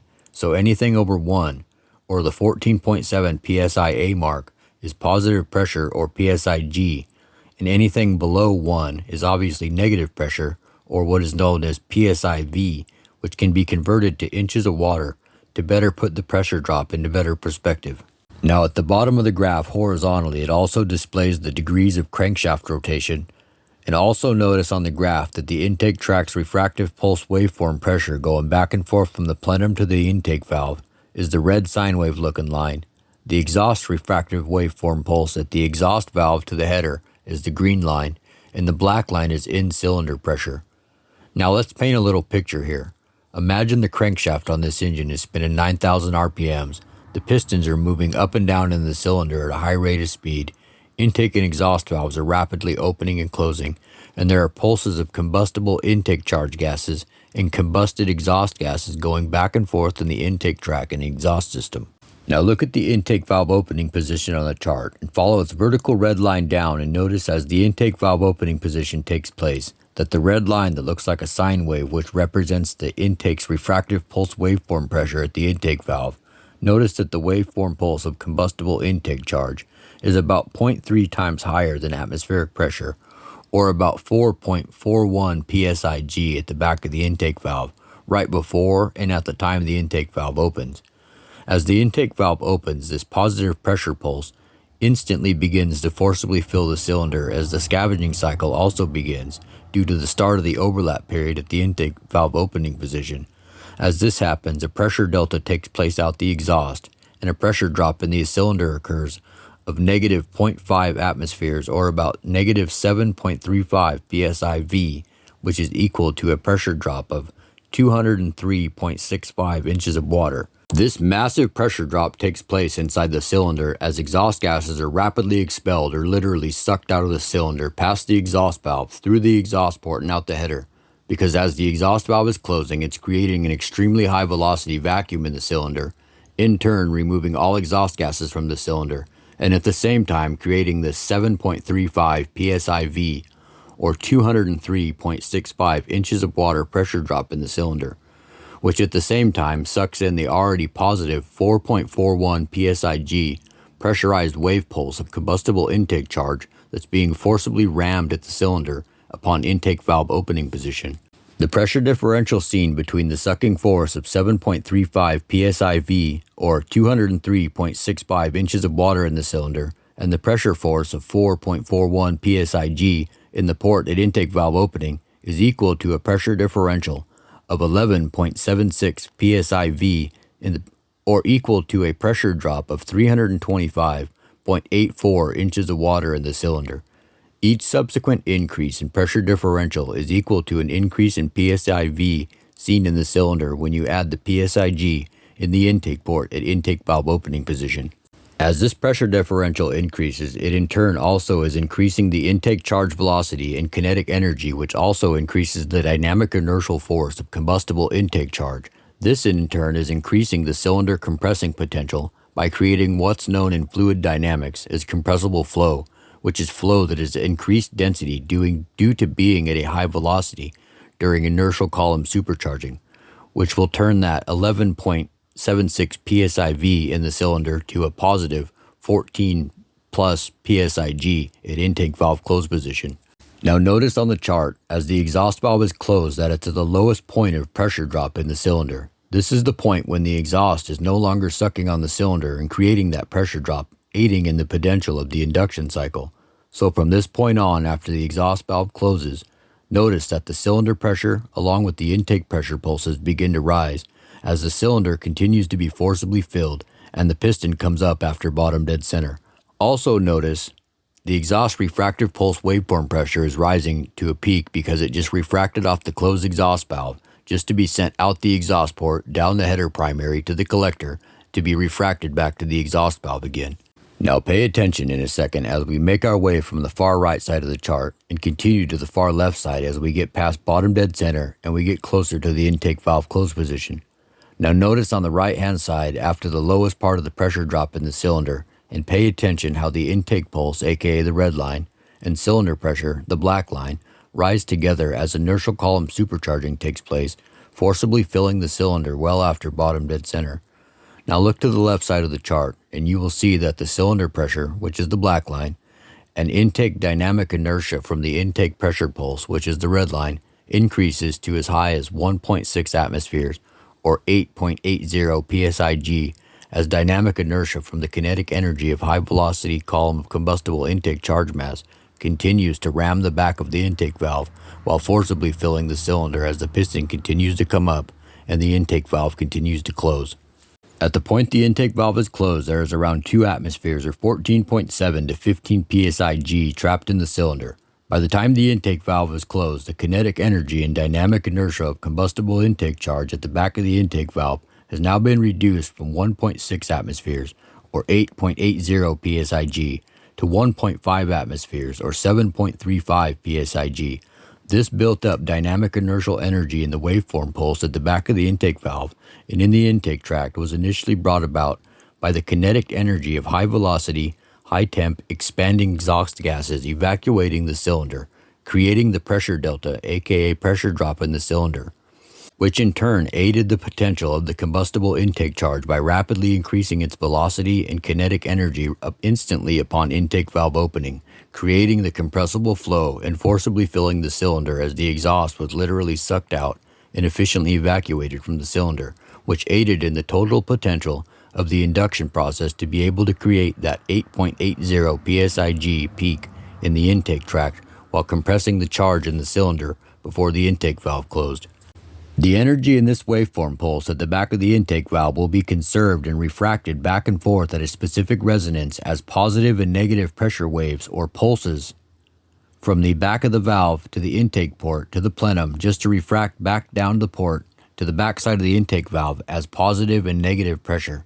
This refractive waveform pulse energy in the intake tract will be used as the primary ramming force to forcibly fill the cylinder when the intake valve is opened again, but only if the intake refractive pulse pressure wave is ideally timed to be at a positive pressure pulse at the back of the intake valve when the intake valve opens and overlap takes place, as seen in the case with the waveform pulse and the ideal timing of the peak waveform pulse pressure of 4.41 psig at the intake valve when it opens. You do not want to have that waveform pulse at a negative pressure pulse when the intake valve opens. If that happens, you will end up with high RPM reversion, the engine will have port recovery issues, it will massively decrease the volumetric efficiency of the engine, it will destroy torque and horsepower production within the target RPM operating range of maximum power production, the engine won't rev fast, the engine's ability to recover RPMs upon shift will suffer. Basically, if the waveform pulses aren't tuned just right, the engine will simply be a lazy turd under load and acceleration and will not win races. Now notice on the chart after the primary inertial ram at intake valve close where it says primary ramming, after the pressure peak of 7.35 psig upon intake close, the waveform pulse has refracted away and goes to a negative pressure of 5.88 psiv or 162.92 inches of water sucking at the back of the intake valve, because after the intake valve closes, the dynamic inertia from the kinetic energy in the intake waveform pulse refracts back off the closed intake valve and goes back up the port into the plenum just to be refracted and pulse right back down the port to the intake valve at a positive pressure. This waveform pulse goes back and forth until the intake valve opens again. Notice I said the pressure drop at the back of the intake valve when the waveform pulse refracted went from a positive pressure of 7.35 psig at the intake valve closing point, but when it pulsed backwards and went to the plenum, the pressure at the intake valve dropped to 5.88 psiv or 162.92 inches of water sucking at the back of the intake valve. Instead of being at a positive pressure, you absolutely do not want to open the intake valve at a low point in the waveform pulse like this, because it will cause problems like I had just said and creates the situation where the engine's an underperforming, slow revving turd. Now the next thing to happen on the chart is ignition takes place about 28 to 30 degrees before the piston is at top dead center. Then in the power stroke, isentropic expansion takes place, cylinder pressure rises dramatically and the piston is rapidly forced down the bore. As the piston makes its way down the bore, before it gets to bottom dead center, the exhaust valve opens. Now notice when the exhaust valve opens that the waveform pulse at the back of the exhaust valve is at a low point, which is ideal because you don't want a positive pressure pulse at the back of the exhaust valve when it opens. That will hurt volumetric efficiency and power production. In this case, the exhaust valve opens when the waveform pulse is a hair just below atmospheric pressure. This would have been better if the waveform pulse at the back of the exhaust valve was at a lower pressure, but it's still good because this aids in cylinder evacuation during the exhaust blowdown process at the exhaust valve opening position and helps reduce pumping losses. Now notice after the exhaust valve opens that the pressure wave at the valve spikes up past 2 atmospheres. This is because the rapidly expanding high pressure combusted exhaust gases in the cylinder are being forced out of the exhaust past the exhaust valve and out the header. At the exhaust valve opening position, the cylinder begins to rapidly expand high pressure, high temperature exhaust gases, so to maintain a header pressure of anything less than 30 psi during the cylinder blowdown period is considered acceptable, and in the case of this engine there was only a peak of about 18 psi in the header during cylinder blowdown.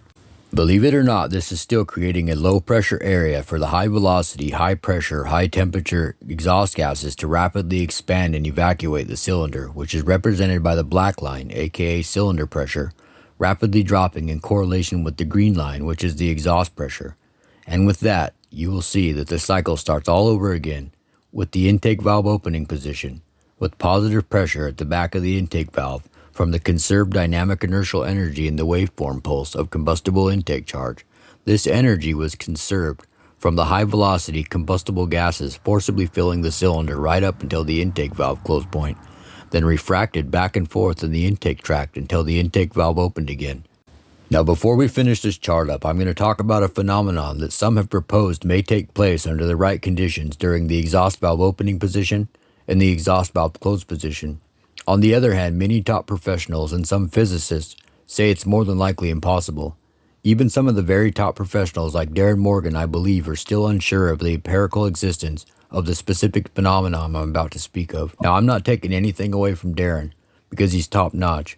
I just used him to display how rare this specific phenomenon is. I've also not had the chance to personally ask DV his stance on the existence of this phenomenon. Any rate, what I'm speaking of is supersonic flow. There is currently no known record or visual proof that supersonic flow exists or can form within the convergent and divergent regions in an internal combustion engine, let alone shoot a shockwave out the exhaust. Supersonic flow in the convergent and divergent regions in the exhaust may potentially occur immediately upon exhaust valve opening and may even continue to occur during the scavenging process as the exhaust valve closes and the intake valve begins to open near top dead center. This supersonic flow phenomenon would be aided with a tight quench at top dead center. Now what I'm about to say may shock you, but as I said in the beginning of the video, I'm going to be showing proof that a specific phenomenon actually does exist, and that specific phenomenon is going to be supersonic flow. I'm going to be showing what supersonic flow looks like because I actually do have my own personal video proof that supersonic flow absolutely does exist, but it can only occur if the convergent and divergent regions within the engine are optimally calculated and correctly modified to be able to be influenced to do so in relation to a multitude of critical influential factors. Just a few of the factors focused on are optimally calculated and modified pressure recovery dynamics of the convergent and divergent regions within the cylinder head, intake tract, and exhaust.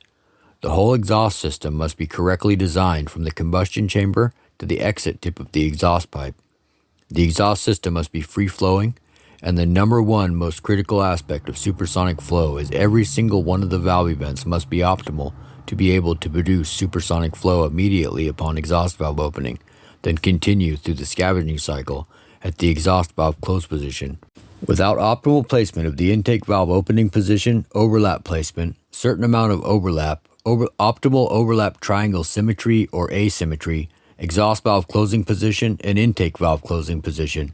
Without these valve events being optimal, supersonic flow will not occur upon the exhaust valve opening position through to the exhaust valve close position. That's all the more I'm going to say about that for right now, other than supersonic flow absolutely does exist. I was personally able to achieve supersonic flow out of the exhaust of my relatively low 10.2 to 1 compression 383 small block Chevy I built back in 2021. The 383 has a fairly heavily ported and modified Dart Iron Eagle cylinder heads attached to a ported and modified Edelbrock Performer RPM intake. This engine breathes through a custom free-flowing exhaust that I personally designed and fabricated myself. The 383 that produced this supersonic phenomenon, surprisingly, is the engine in this big old dually we're in right now. Mind you, the 383 makes under 500 horsepower, with the emphasis being on max torque production, with strong power off idle and as much horsepower as I could squeeze out of the parts I had without messing with the RPM for torque production, all the while still producing a lot more torque than horsepower. So this engine is by no means a race engine, but this engine still made this damn near 6,000 pound dually with a 4-speed SM465 that shifts like a dump truck, run a 1328 at 104 miles an hour in the quarter mile. This engine has raw power off idle, but really comes alive from around 3,000 RPM up to peak torque at around 3,800 RPMs, then continues to carry torque. Once you get past peak torque, it starts making more horsepower. Then you can feel it start pulling harder as if there was a 25 to 30 horsepower Sneaky Pete shot of nitrous or a few pounds of boost from around 5,000 to 6,000 RPMs due to the supercharging effect brought about by the optimally calculated and modified pressure recovery dynamics of the convergent and divergent regions within the engine which are being influenced to produce the supersonic flow phenomenon via the complex gas dynamics produced via the dynamics of optimal valve event timing at full throttle. So now here's the proof for the supersonic flow. These are the slow motion shots of the supersonic flow phenomenon and the shockwave produced. I managed to record the supersonic flow event with my cell phone, so that unfortunately it wasn't caught by a high-speed camera, because I don't have one, but I slowed it down with the editing software so you can still clearly see the angle of the Mach cone, aka vapor cone, produced by the extremely high velocity, compressible flow of exhaust gases, going faster than the speed of sound as they come blasting out of my exhaust. Right as I hit wide open throttle, you will see a Mach cone, aka vapor cone, of compressible flow emerge from the pipe. Immediately after that, you will see a rapid pressure and temperature change from the compressible flow, which looks like an explosion. Then you will clearly see the air distortion from the shock waves rapidly expanding and blasting past the camera. These powerful shock waves from the Mach cone of compressible flow produced by the supersonic column of exhaust gases blasting out my exhaust had almost knocked over my cell phone tripod.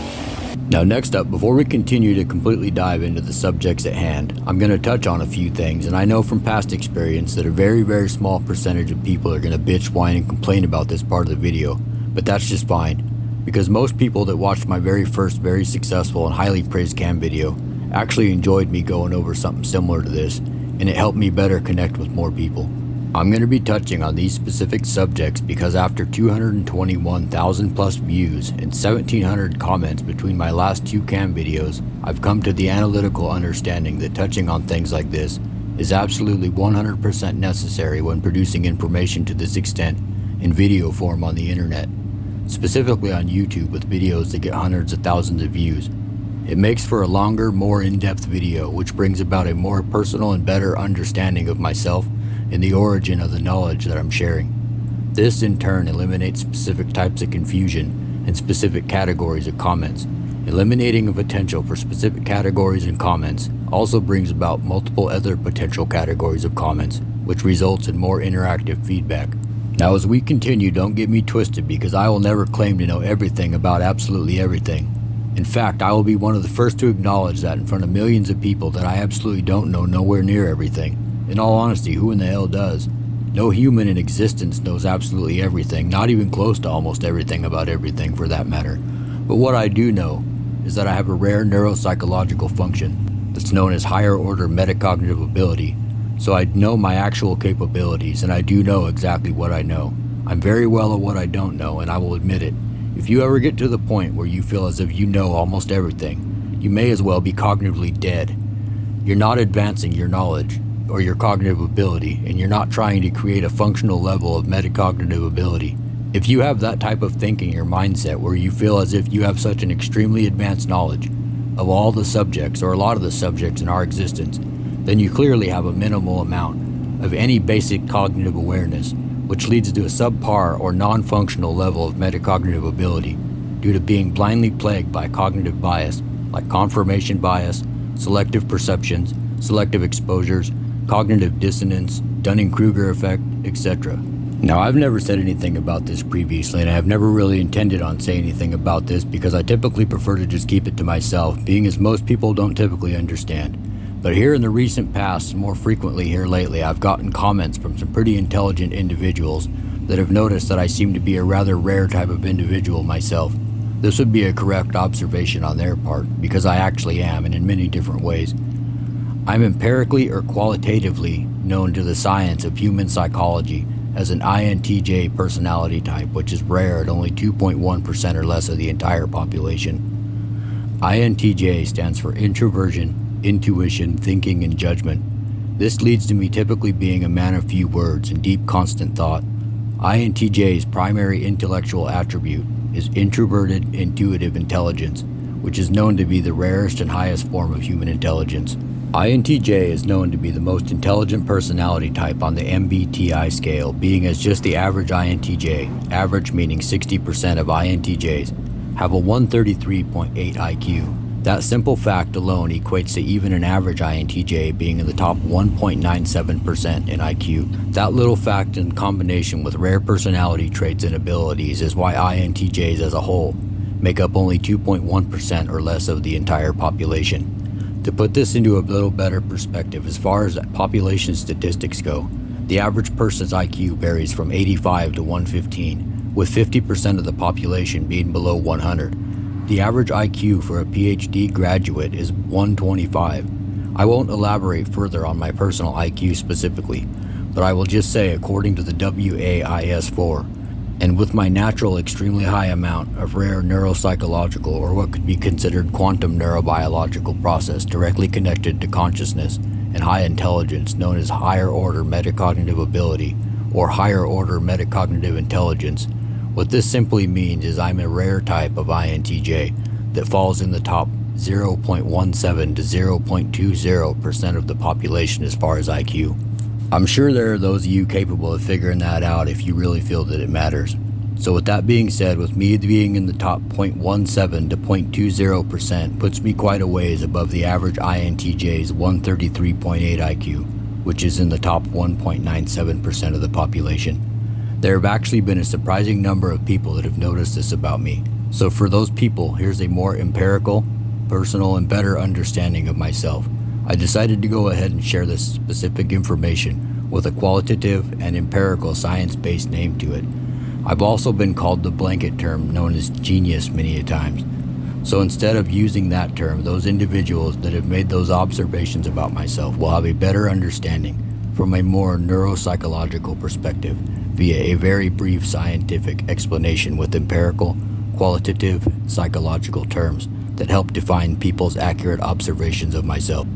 I really do appreciate these individuals, their accurate observations, and their compliments. I truly am surprised that people have noticed this, and it's funny, I've even had some people reference some of Einstein's quotes while referring to me. Just since I've been on YouTube over the last 2 years or so, I've been called a genius so damn many times I can't even remember. Now don't get me wrong, I do appreciate that acknowledgement.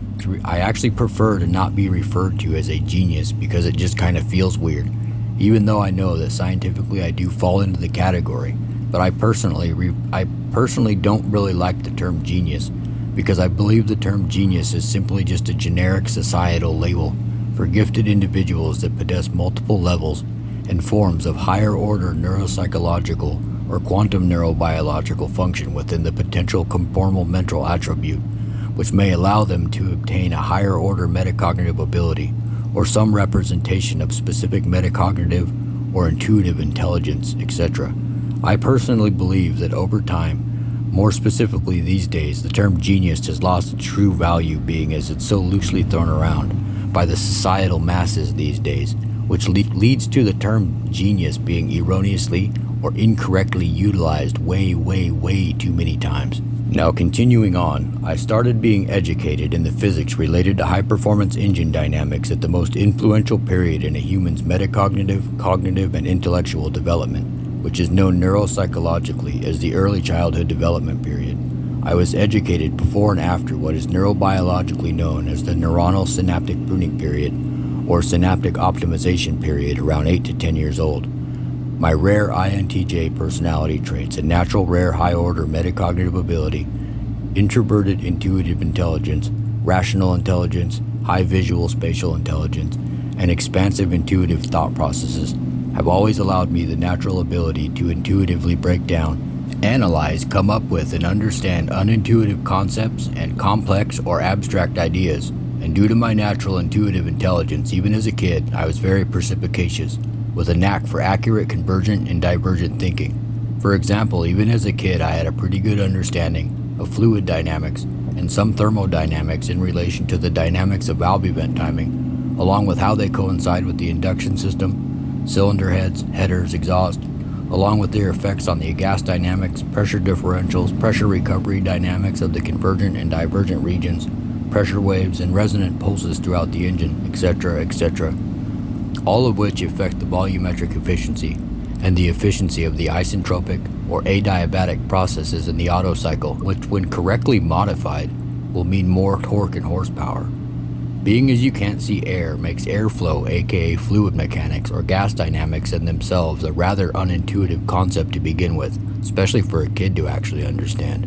As a kid, my higher order metacognitive ability, along with my natural, intuitive, and rational intelligence, was influenced to accurately come to my own conclusions via experimentation and empirical evidence, then continue to transfer knowledge and make further connections to other subjects by taking information or knowledge acquired from a given scenario, then intuitively transferring it and applying knowledge to another completely unrelated subject by using convergent and divergent thinking to solve a problem, come to an accurate conclusion to a complex problem, or just to form a better empirical understanding of things within reality.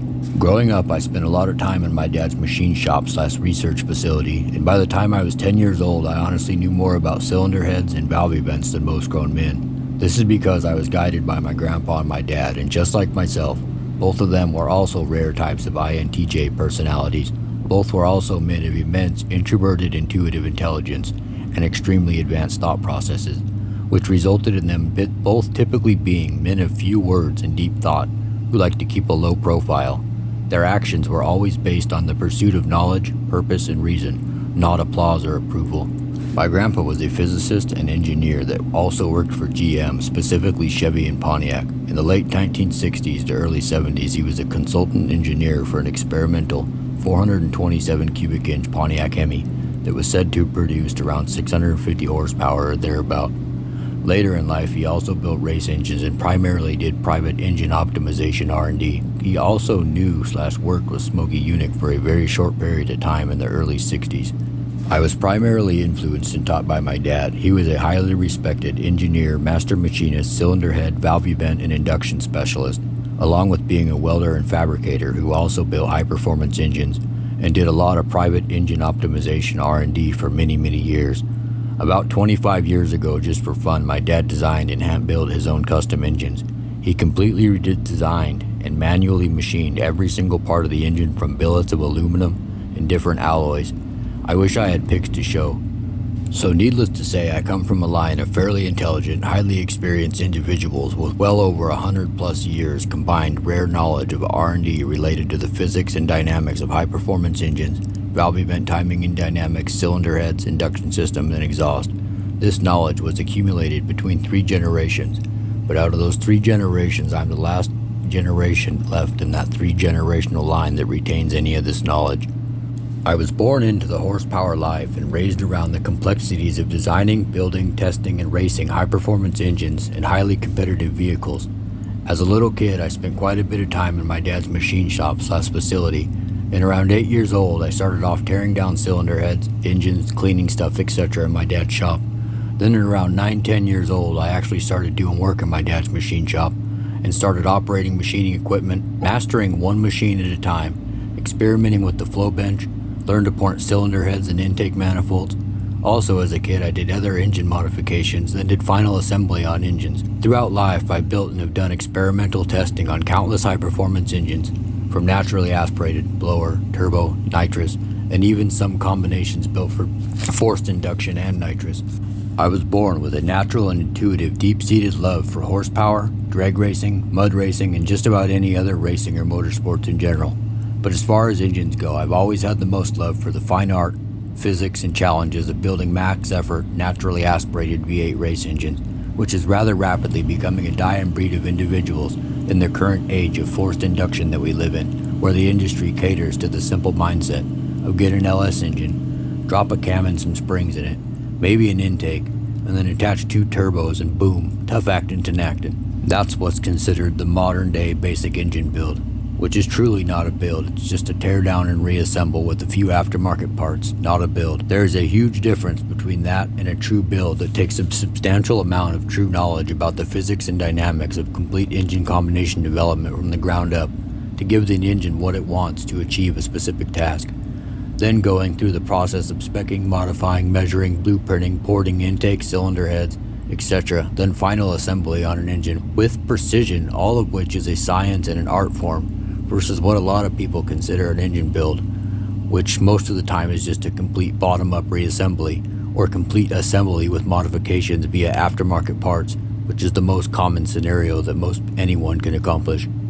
Now, since I'm on the subject of full engine builds right now, one of the most powerful engines I've ever done, it was in my earlier years, about 15 years ago, before I was completely disabled, I had spec'd and fully built a few very successful, naturally aspirated 565 cubic inch big block Chevys for pro stock class pull trucks that made around 1.68 pound-feet per cubic inch and around 3 horsepower per cubic inch. Modern top-tier pro stock engines these days produce around 1.7 pound-feet per cubic inch and about 3 horsepower per cubic inch.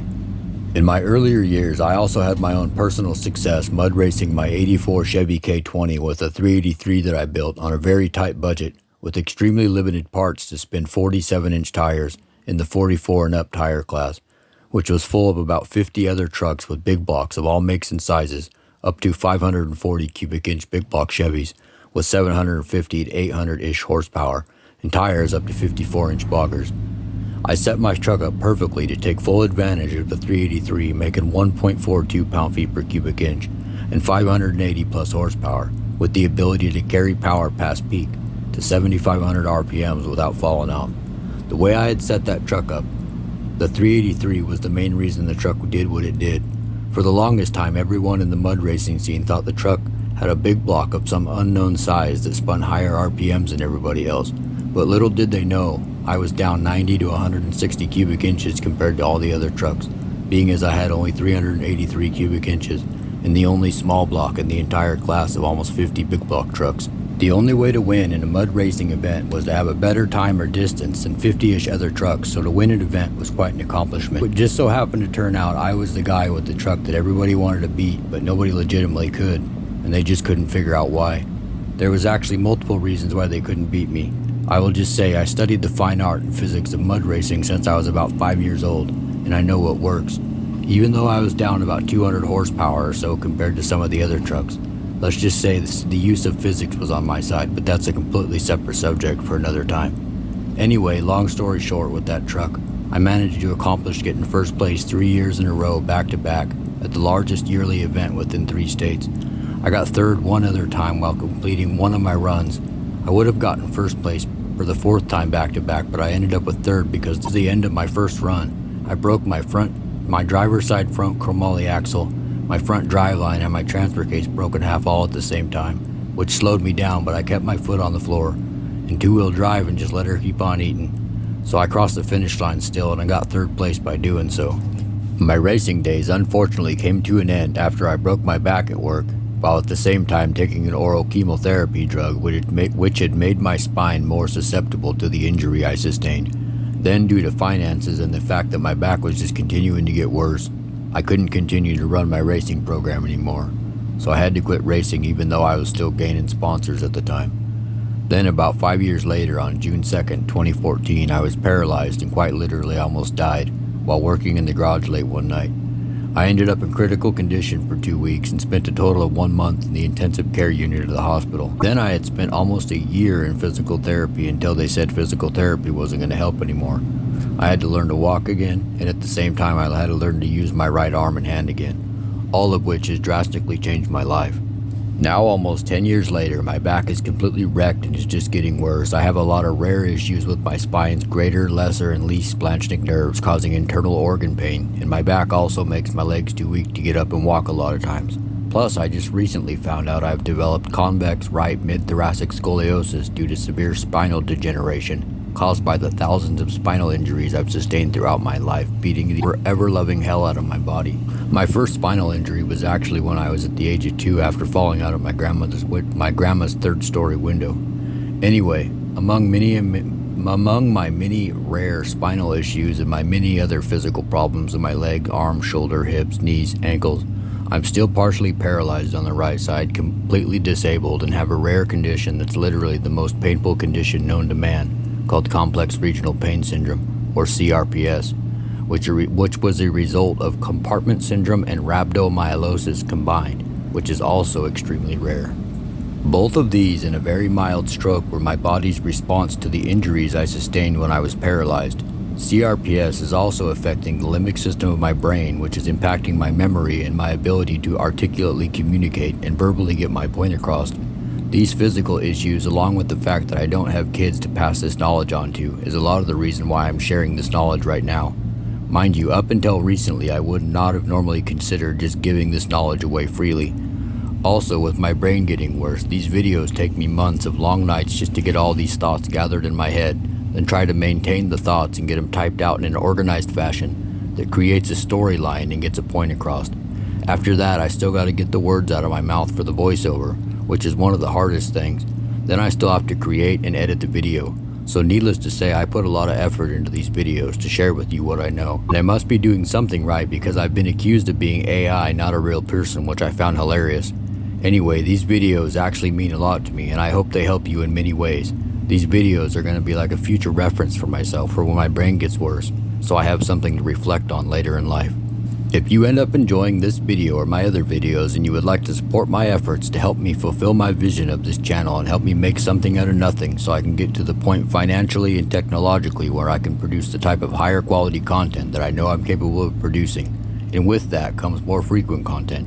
If you would like to, you can support my efforts via buying memberships, donations in the comments via super thanks, or just simply subscribe, like, and make sure to hit the bell after you subscribe to get notifications.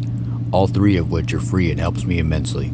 Now, for those of you who may be wondering why you've never heard of me prior to this, well, to start with me being disabled, the complete lack of finances due to the physical adversity I've faced throughout my life, on top of being disabled, and my overall physical and life circumstances now, taking care of my grandma for the last 10 years, who's now in the end stages of Alzheimer's, is why I don't own or run an engine or research development facility for induction systems, cylinder heads, camshafts, and exhaust. And it's also why I'm not constantly building engines, building vehicles, racing a lot, and why I've never had the chance to make a name for myself, so to say, in either the automotive or racing and high-performance industries. Although I've never been one to seek recognition, validation, or approval, my actions have always been strictly driven by purpose and the pursuit of true knowledge, not applause. Also, real quick, because there's always a few individuals that end up asking me this question every video, and I kind of take this as a compliment, but it's a compliment based off of confusion, and I intend to eliminate confusion. This is why I'm touching on these subjects. So no, I am not the guy that has won the Engine Masters competition 7 times. That is John Causey.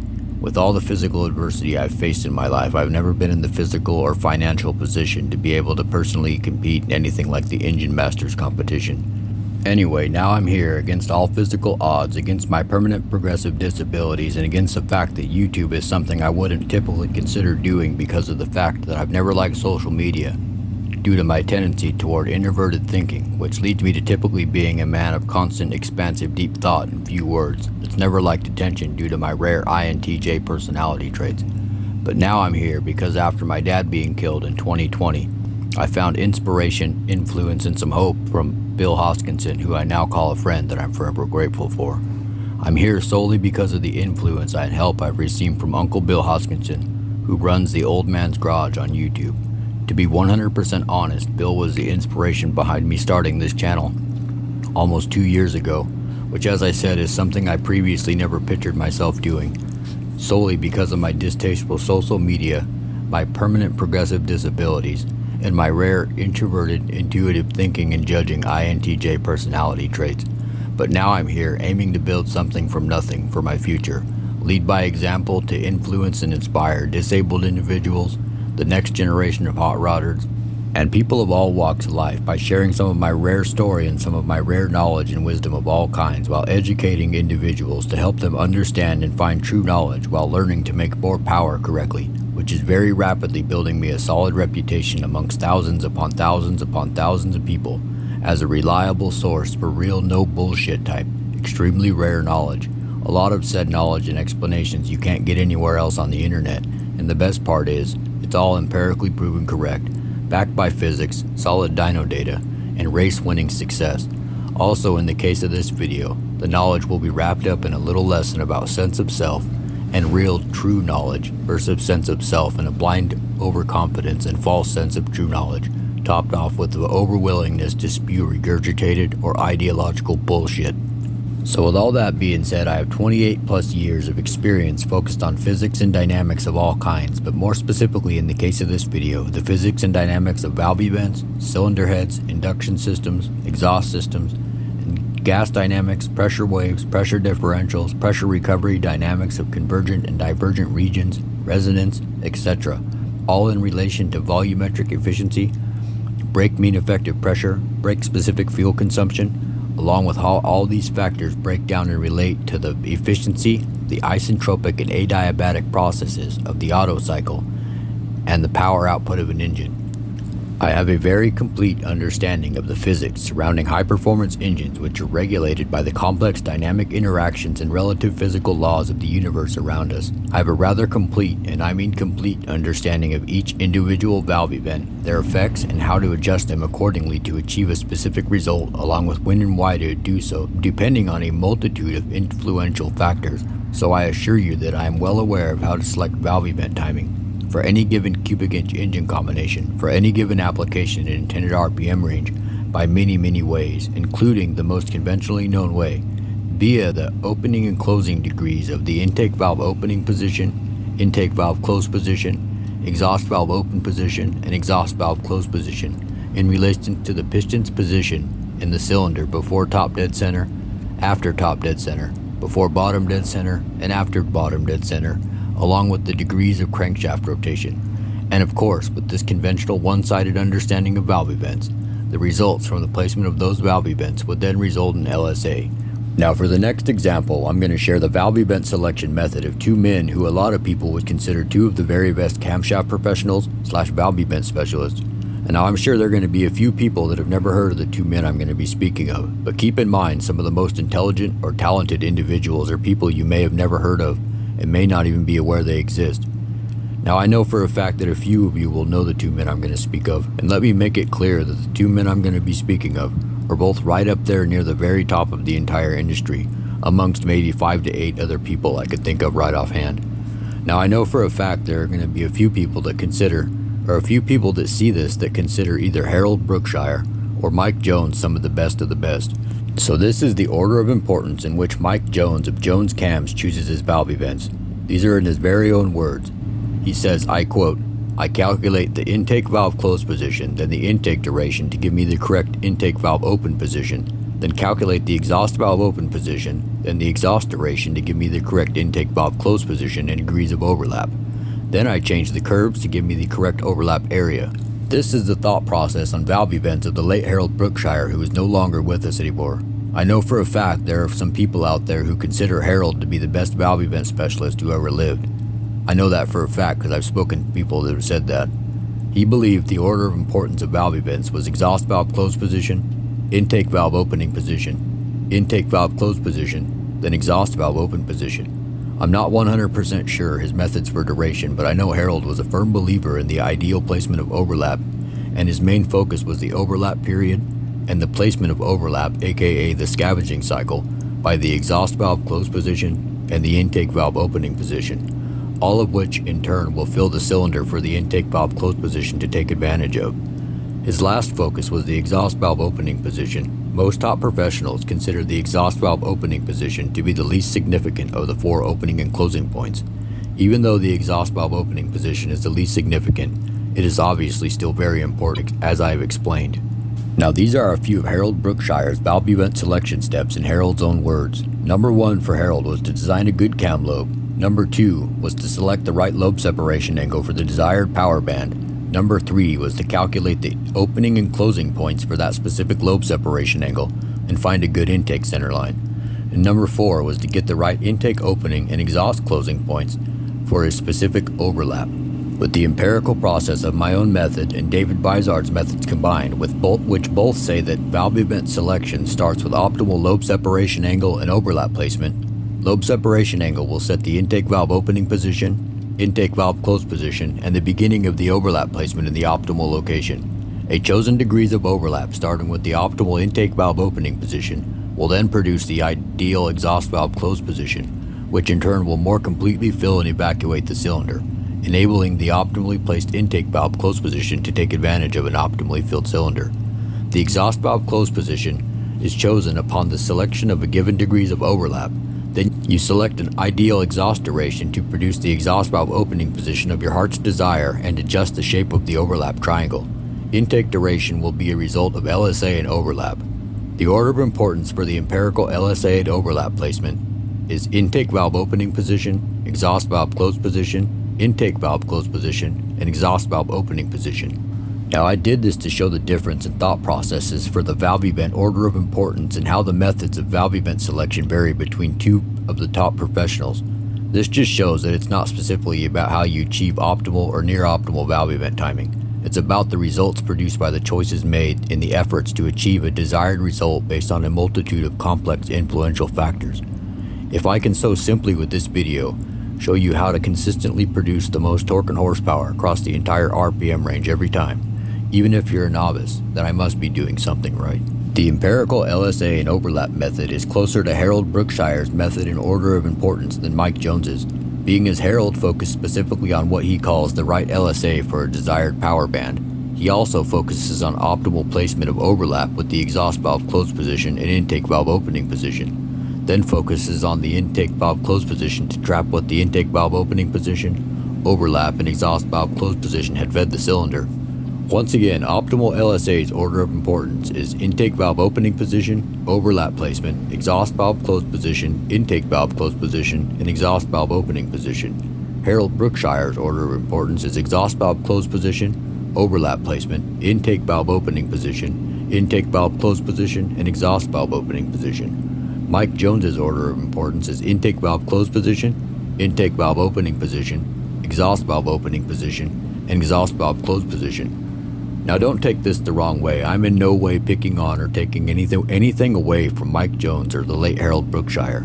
I have the utmost respect for both of them. They were both very intelligent guys, and they obviously know what they're doing with their methods, because both their methods are proven to win races.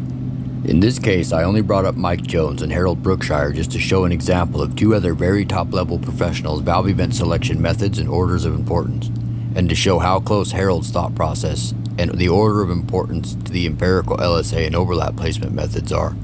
So with me showing Mike and Harold's order of importance and methods, is there anyone out there watching this that legitimately thinks you personally can actually use Mike Jones, Harold Brookshire's, or any other supposed correct way to choose valve events via the degrees that the intake valve opening and closing points take place in relation to the piston's position before top dead center, after top dead center, before bottom dead center, and after bottom dead center, in relation to the degrees of crankshaft rotation, and consistently at least 9 times out of 10 produce the highest potential trap volumetric efficiency and most potential torque and horsepower across the entire RPM range in just about any given naturally aspirated, conventional headed V8 engine combination without variable valve timing. If you think you're capable of this, then give me a thorough, and I mean thorough, explanation of everything down to the basic physics and dynamics involved, along with how your methods for each individual valve event would create optimal results. You must explain everything you would focus on and why you would focus on those specific things, while using Mike's, Harold's, or any other methods via choosing the optimal valve events via the degrees that the intake valve opening position, exhaust valve closed position, intake valve closed position, and exhaust valve opening position take place in relation to the piston's position in the cylinder, before top dead center, after top dead center, before bottom dead center, and after bottom dead center, along with the degrees of crankshaft rotation. And of course, the results from the placement of those valve events would dictate the LSA that the chosen valve events would be ground on to create the camshaft. Using these methods, what would you personally take into account to make such a confident prediction? And what empirical data do you have to accompany and back up your ideologies to produce max torque across the entire RPM range in a given cubic inch naturally aspirated V8 engine combination within a given torque and horsepower output?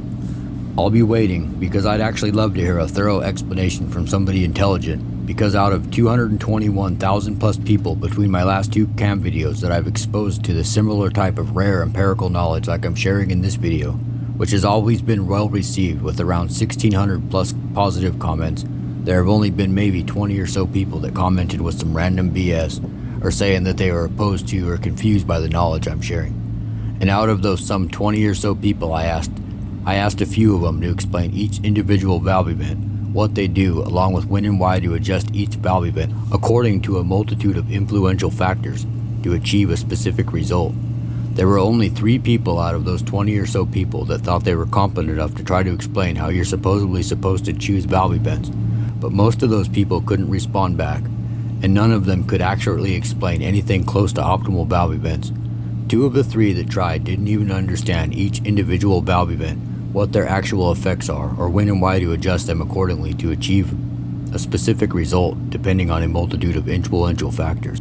The third individual that commented was a man named Mr. BT. I'm sure you may have heard of him. I didn't ask him to explain anything. What he did was comment trying to somewhat justify his overgeneralized one-dimensional understanding of lobe separation angle, or what his engine supposedly wants for valve events narrative, which mind you is not what an engine wants for valve events, and I had proven that.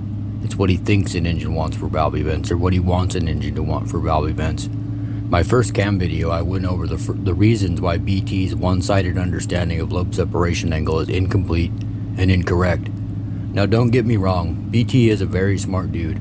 I don't have anything personally against BT at all. I actually do respect what he does and what he has done. He's very good at what he does with valve train dynamics, lobe profiles, valve springs, and his other products like cylinder heads and manifolds, etc. But he's lacking knowledge in the optimal valve event timing region, and his very one-sided LSA video I used against him was once again a form of overgeneralized misinformation with a bunch of holes in it produced by a mainstream performance company to fit their ideal performance narrative, or their what an engine supposedly wants for valve events narrative. What an engine wants as far as achieving optimal valve events is optimal placement of the intake valve opening position, optimally timed overlap placement, proper degrees of overlap for the application, exhaust valve close position, intake valve close position, and the exhaust valve opening position. Optimal LSA and the degrees of overlap calculated together will give you intake duration. Then you can adjust exhaust duration and overlap triangle to your heart's content. The advanced ground into the intake lobe, aka intake center line, will be based upon your cylinder head flow characteristics, but it's safe to say in most situations, the standard 2 to 4 degrees intake center line advance ground into the intake lobe is a fairly good choice. So now the question is, how can optimal valve events be quantitatively achieved? Producing optimal valve events is achieved through starting with optimal lobe separation angle, optimal placement of overlap, proper degrees of overlap, and correctly influencing the shape of the overlap triangle via lobe separation angle, overlap, duration, lift, and even lobe profiles. When both lobe separation angle and overlap are appropriately or optimally selected for a given engine, said engine will produce the most pound-feet per cubic inch and potential horsepower across the entire curve that a given engine combination was set up to achieve. But if the LSA is not optimal, even being 2 to 6 degrees away of LSA too wide or even tighter than optimal LSA, in many cases, depending on the cubic inches and the output of the engine, will cost you between 20 and 80 pound-feet and 20 to 50 horsepower, and it will not produce the most torque and horsepower across the entire RPM. Now conversely, if the cam was on an optimal lobe separation angle, depending on the cubic inches and general output of said engine, it would give you that potential 20 to 80 pound-feet increase and 20 to 50 horsepower increase over an incorrect or inoptimal lobe separation angle that is just 2 or 6 degrees away from optimal. The optimal LSA will once again ultimately increase torque and horsepower across the entire RPM range over any other lobe separation angle.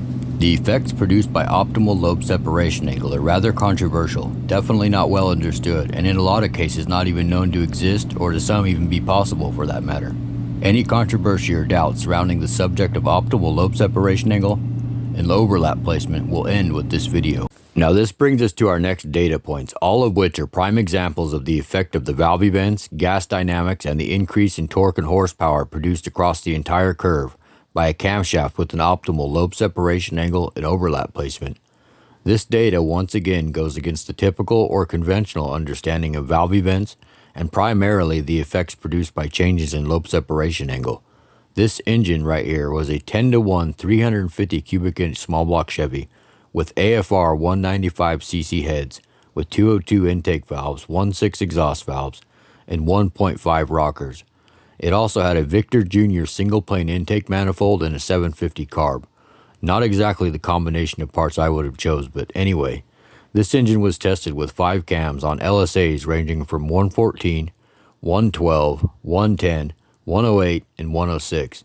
Each cam had 235 degrees intake duration at 50 thousandths and 240 degrees exhaust duration at 50 thousandths, with 500 thousandths lift on both the intake and exhaust. Now, as you can clearly see, the cam on the 108 LSA, which is the orange line, made the most torque and horsepower across the entire RPM range, even more than the cam on the 106 LSA, which a vast majority of the industry's professionals, including Billy Godbold, hold the belief that the 106, or even a tighter LSA of say a 102, would have made a more torque and horsepower everywhere, but would have made less peak horsepower, along with horsepower and torque falling off first. For example, like the results produced by the 101 LSA, which is the blue line in this test, of a 10.5 to 1 406 cubic inch small block Chevy. Now notice the 101 made the most low RPM torque and horsepower, the most peak torque and mid-range horsepower, but at the top of the RPM range, it failed to make the most peak horsepower, and torque and horsepower actually fell off first. This is typical for an LSA that is what would be considered too tight. The 101 fell off first because it opened the intake valve too soon, which resulted in flow not being presented to the cylinder at the correct time, which resulted in incomplete cylinder filling at higher RPM. At high RPM, when the intake valve's opening too soon, it ends up pulling more combustible charge out of the exhaust during the overlap period. This is called over-scavenging the cylinder. This is a result of incorrect placement of overlap due to the intake valve opening position. This in combination with too much overlap and the intake valve closing sooner, which also increases cylinder pressure and in turn evacuates the cylinder more rapidly because of the increase in expansion ratio, which then in turn acts on the intake harder, which further increases the amount of combustible intake charge being expelled out of the exhaust, which then results in a reduction in high RPM trapped volumetric efficiency. All of this, in turn, ends up reducing peak horsepower and the RPM at which peak horsepower is produced. This dyno sheet was just an example of the standard effects of random changes in LSA. You can get more information on that specific subject in my last cam video, which I highly recommend watching. Anyway, back to the effects of optimal valve events. So as you can clearly see, with the 108 LSA being optimal for this 10 to 1 350 cubic inch small block Chevy, it made 24 horsepower more at peak than the cam on the 112 LSA, and 21 horsepower more than the cam on the 114, just like I've been saying would happen. The common held majority amongst the vast majority of pros is that the 112 or the 114 would make more peak horsepower than the 108, which is obviously a very common misconception and is obviously not reality. Now also notice that 24 horsepower increase in peak horsepower from the 108 versus the 112 was from only a 4-degree change in LSA, which is a prime example of what I said earlier about a 1-degree change in LSA having a 500% greater effect on torque and horsepower production than just a 1-degree change in intake valve close position alone. You will not get that 24 horsepower increase from a 4-degree change in intake valve closing position alone in a combination like this. The statement I just made is clearly not just an opinion. Just like everything else I've said in this video, it's empirical and is absolute fact, being as what I've just said has been proven on the dyno thousands and thousands of times over and over again. Now to the calculation for the optimal 108 LSA for this 10 to 1 350 cubic inch small block Chevy with a 202 intake valve and a 1.5 rocker ratio. The cylinder heads on this engine had a low lift discharge coefficient below 0.75, so it uses the standard constant of 128. So the calculation would be 350 divided by 8 divided by 202 times 0.91, which will give us 19.709. Then we subtract that from 128 and we get a 108 LSA, which as you can clearly see is making the most torque and horsepower across the entire RPM range over all the other cams.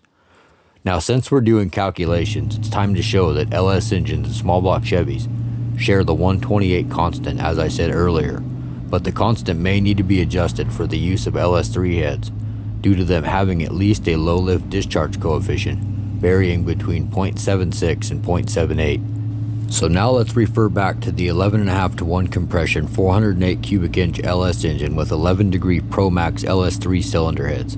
Now also note, as I've said in my other videos, this engine will require an adjustment for compression ratio, being as compression and expansion ratios are one of the most influential factors in the placement of valve event timing, overlap triangle, and optimal lobe separation angle.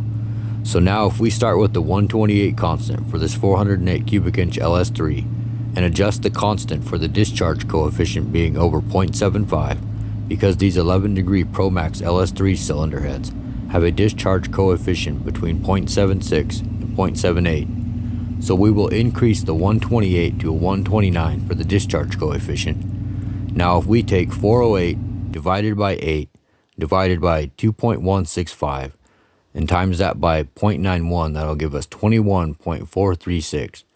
Then we minus that from 129 and we get 107.5.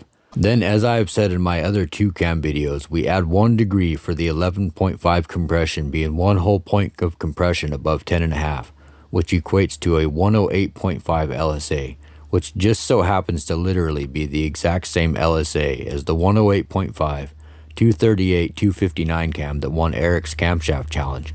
Need I say more?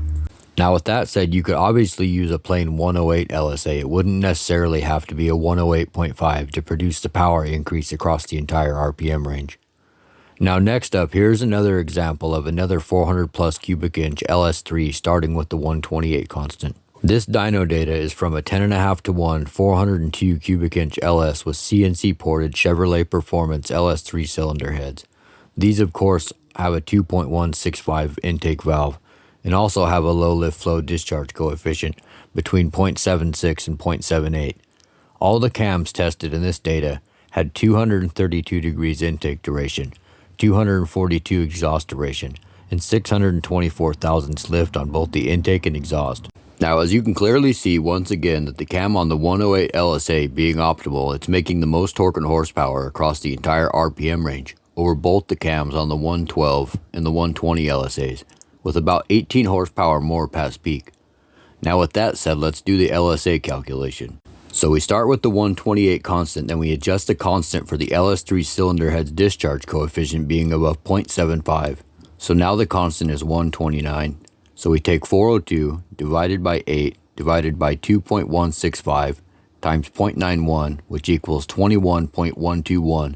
Then we minus that from 129, which gives us 107.87. Then we round that up to 108, and bingo bango, we have the beginning of optimal valve event timing for this engine, as you can clearly see in this dyno data. Now since I've shown how to calculate the optimal lobe separation angle, we will have to make a few more calculations, and those calculations will start with either mine or DV's equation for duration. They both produce the same result, but mine is simplified, and unlike DV's, which is intended to do just overlap or total overlap and advertised duration, my equation does total overlap, advertised duration, overlap at 50 thousandths, and duration at 50 thousandths. My personal equation I created is LSA times 2 plus overlap equals duration. So for example, let's say we have a 108 LSA and we've determined that an engine needs 33 degrees overlap at 50 thousandths and 88 degrees overlap total. So we will go 108 times 2 equals 216 plus 33 degrees of overlap equals 249 degrees. That 249 degrees would be our intake and exhaust duration. Now we could simply keep it a single pattern camshaft that specs out 249, 249, or we could make it a dual pattern cam and say take 11 degrees from the 249 intake duration, so the intake duration would then be 238. Then we add that 11 degrees we took from the intake duration to the 249 on the exhaust duration, so now the exhaust duration is 260 degrees. So now we have a 238, 260 at 50 thousandths with that same 33 degrees overlap at 50 thousandths maintained. Now as I said earlier, we have determined we needed an 88 degrees overlap total to achieve the RPM range for a given cubic inch engine in this example. So then we go 108 times 2 equals 216 plus 88 degrees of overlap, and that'll give us 304 degrees. Now this gives us a 108 LSA 304 304 advertised, but since we're doing a split pattern camshaft, we will take that 304 on the intake and remove 11 degrees intake duration, so the intake duration is now 293 degrees, and now we add that 11 degrees from the intake duration to the 304 on the exhaust. Now the exhaust is 315 degrees. This gives us a 108 LSA 238 260 at 50 thousandths, 293 315 at 6 thousandths, while maintaining the 33 degrees overlap at 50 thousandths and the 88 degrees overlap total. Now note, with the duration being 238 260 at 50, and 230 or 293 to 315 at 6 thousandths. This combination of duration produces a hydraulic intensity on the intake and exhaust lobes of 55.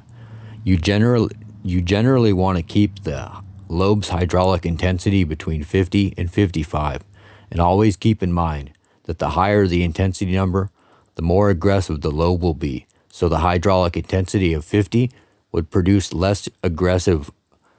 less aggressive than 55. Rocker ratio would also come into play here for optimal valve motion, but that's a subject for a completely different video.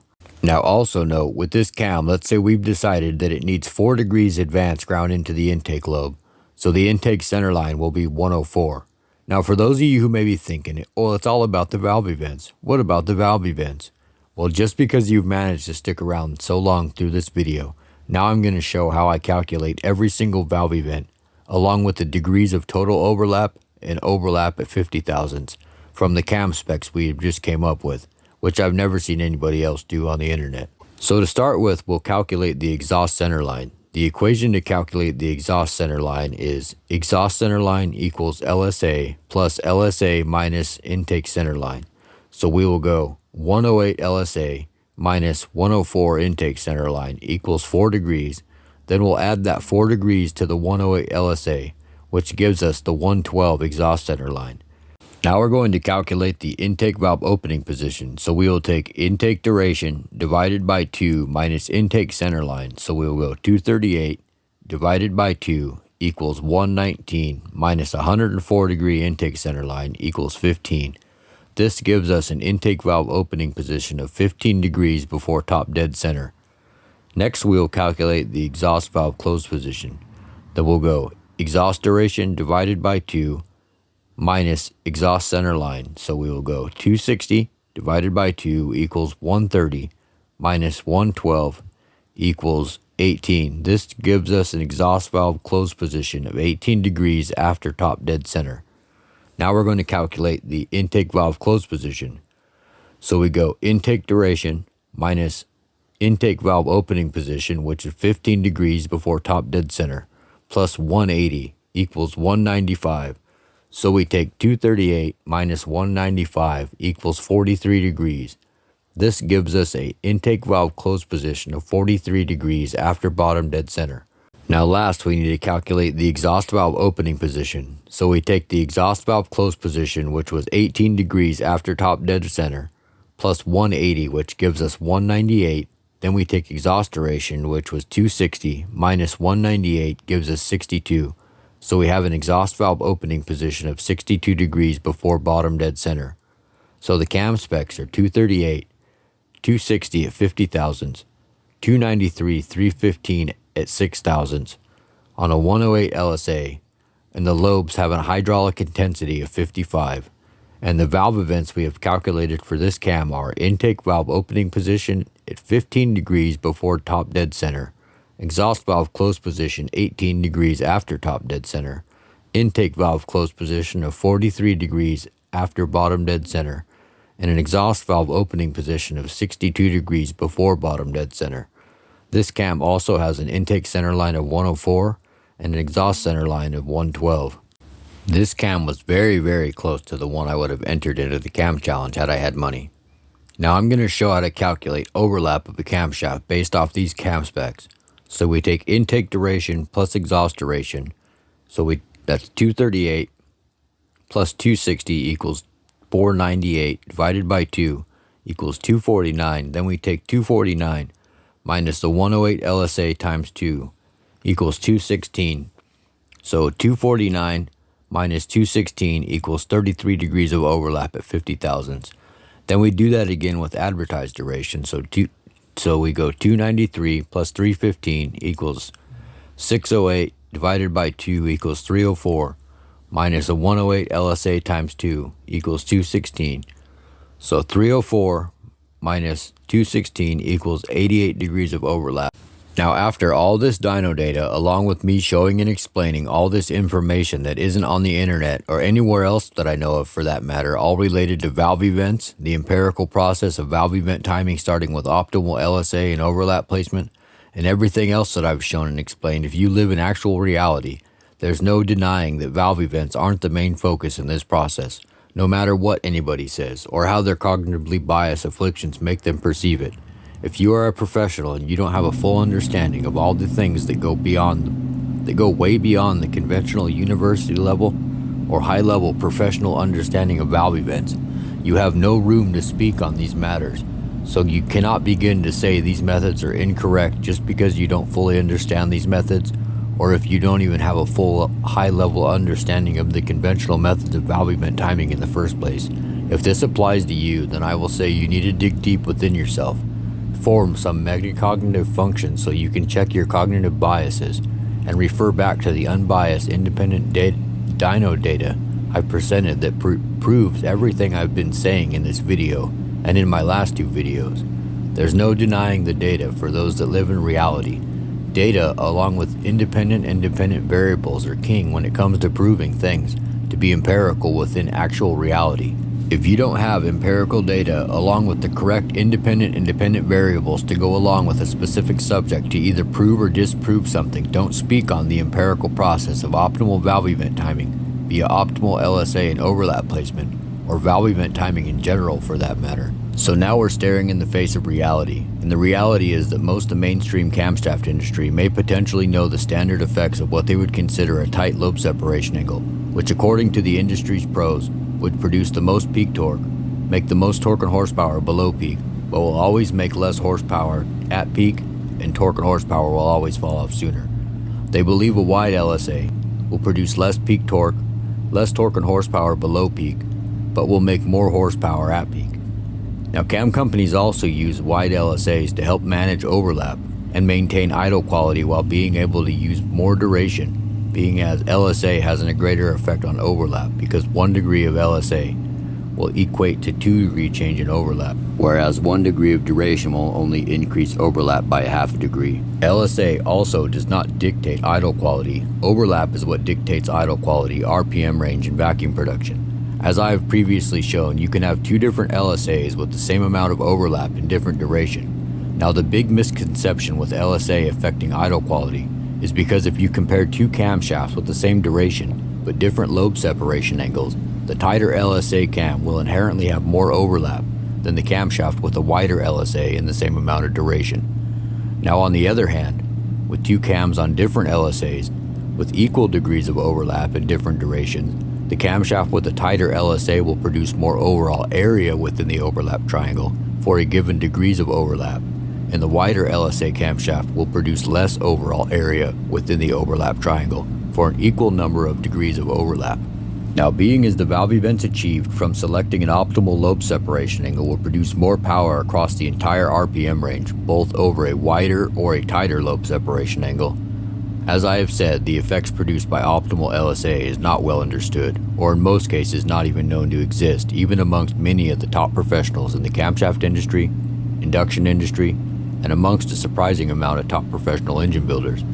A lot of times, even a situation with an engine on a dyno, showing results produced by an optimal or near optimal lobe separation angle, they will be written off as a random occurrence or an anomalous situation, with their end thought process about the results produced being, "That's why we test these things." This thought process is typically brought about due to a lack of a thorough understanding of each individual valve event, their effects, and the influential factors of each individual valve event, which leads to the effects produced by optimal LSA being not well understood by many professionals. This is also due to a lack of specific thought processes, which leads to a lack of specific testing and data acquisition, which leads to a lack of specific empirical knowledge, empirical evidence, and experience. So needless to say, even as long as the V8 internal combustion engine has been around, optimal valve events without VVT has yet to be quantified, so to speak, by 99% of the population or more. And those top less than 1% of pros that do know ain't telling nobody their secrets. Now let's shift gears here for a second. So I'm going to spit some more truth here right quick about having true knowledge or a false sense of true knowledge. Now, like I said in the very beginning of the video, shit's going to get pretty real, and if actual legit reality hurts your feelings or may fracture your fragile ego, then at this point I recommend watching something else. Now, for those of you who continue watching, do not take this the wrong way. I'm in no way being an arsehole. I'm just a realist that understands the neuropsychological or quantum neurobiological aspects of people's minds, and I take the time to see things for what they really are. Having an understanding of human brain and a wide range of physics starting with quantum mechanics are two of the best but very complex forms of knowledge one can obtain. Our brains are the most complex and powerful object in the entire known universe. The human brain is a receiver, transducer, transmitter, and processor that has a complex neural network of about 100 billion neurons. Each neuron has up to 10,000 synapses on their dendrites, and each neuron can have up to 200,000 dendrites. Each neuron also has axons, and axons have extensive branching, and they also target and make connections with other neurons.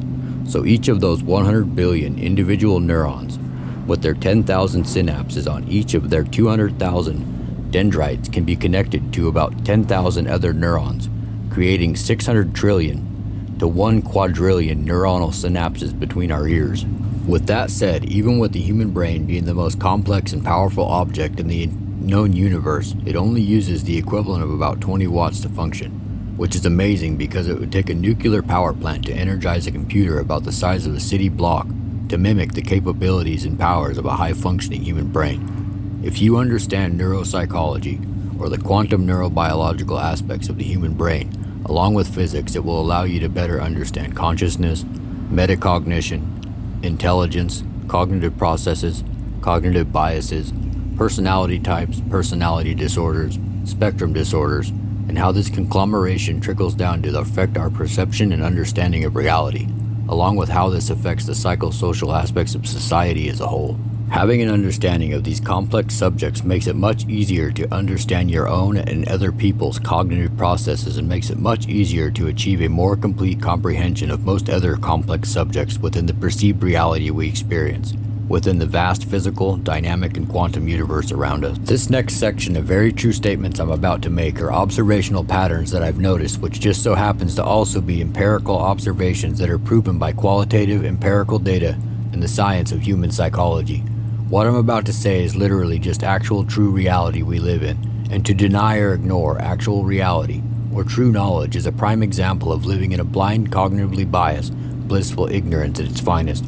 So don't get this twisted and take this the wrong way, because this is just reality. I am in no way talking about anybody specific, but if you feel this applies to you, then that issue lies solely within yourself. If you feel any sort of negative psychological response to these words, just keep in mind that's probably your subconscious telling you something. What you do from that point on will determine how accurate your interpersonal perception is. It will also display your functional level of basic cognitive awareness and your potential use of or lack of a functional level of metacognitive ability.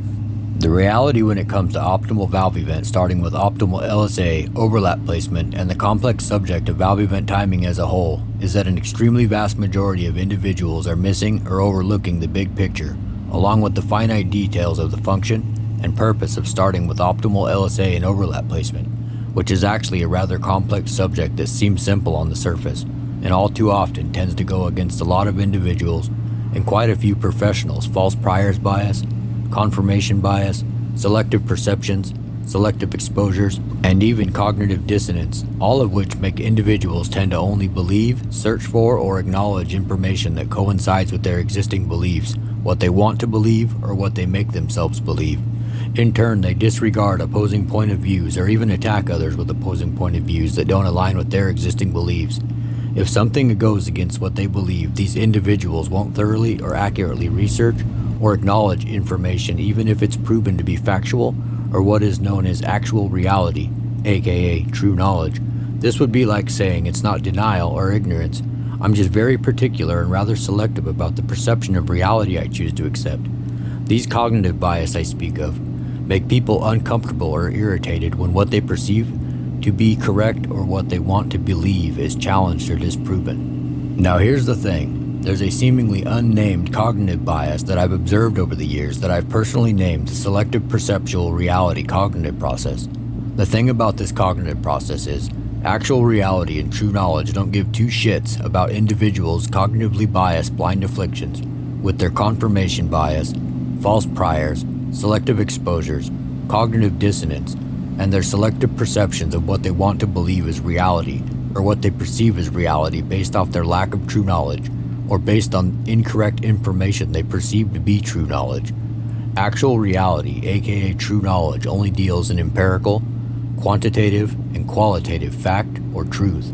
With what I call the selective perceptual reality cognitive process, these individuals' personal perceptions of reality at that point are only perceptual opinions, and these opinions don't carry any weight, being as opinions are just anecdotal information, not empirical. Opinions are inherently subjective due to perception and cognitive bias. The anecdotal information produced by opinions lacks rigor and reproducibility via scientific methods, thus resulting in inaccuracies, inconsistencies, and outright fallacies. Actual reality don't deal in opinions and anecdotal information. Actual reality deals in empirical, quantitative, and qualitative evidence generated by research via the rigors of scientific method, all of which equates to true knowledge, otherwise known as actual reality. Opinions, aka anecdotal information, may only be reliable in some circumstances. For example, if you were to get the opinion of a top professional, let's say you asked Lake Speed Jr. what oil to use for a given engine, for a given application and intended use. In this case, you could put some faith in his opinion, even if it is anecdotal information. His opinion for an oil recommendation would still connect back along the line to some sort of plausible empirical fact in the form of knowledge accumulated from previously executed accurate research, data acquisition, and accurate analysis. Now, along with many other complex subjects within the actual reality we live in, the empirical subject of optimal LSA, overlap placement, and value event timing in general leads many individuals to be afflicted by a cognitive bias that is known to the science of human psychology as the Dunning-Kruger effect. Now, as humans, we are all potentially susceptible to, and we have all certainly been affected at some point in life by the Dunning-Kruger effect. Some people a whole hell of a lot more than others. And to deny that you've never been affected by that some point in life by Dunning-Kruger effect is in itself a form of being affected by the cognitive bias known as the Dunning-Kruger effect. It is scientifically proven that an extremely vast majority of the population are very susceptible to, or you may even say plagued by the negative effects of the Dunning-Kruger effect. Always keep in mind that everybody is susceptible to the Dunning-Kruger effect due to personality types, personality disorders, other existing cognitive bias, and a sheer lack of a neuropsychological or what could be considered quantum neurobiological based function directly connected to consciousness and high intelligence that is known as metacognitive ability and high order metacognitive ability. What this means is there are a lot of blindly overconfident and over-opinionated people when it comes to way too many different complexities in our dynamic, physical, and quantum existence. The overconfidence in incorrect information perceived as actual knowledge and or overconfidence in a lack of knowledge in a specific subject that is produced by the Dunning-Kruger effect lies within individuals who are the most unaware of their lack of true knowledge or their overconfidence in incorrect information they perceive to be knowledge. This is the key to being in the Dunning-Kruger Club, because those who are in the Dunning-Kruger Club don't know they're in the Dunning-Kruger Club. And some will never be able to recognize this within themselves. This is because these individuals literally can't wrap their heads around the fact that they can't comprehend that they don't know what they don't know. For example, a vast majority of the population, and more specifically in this example, we're going to use people known as flat earthers.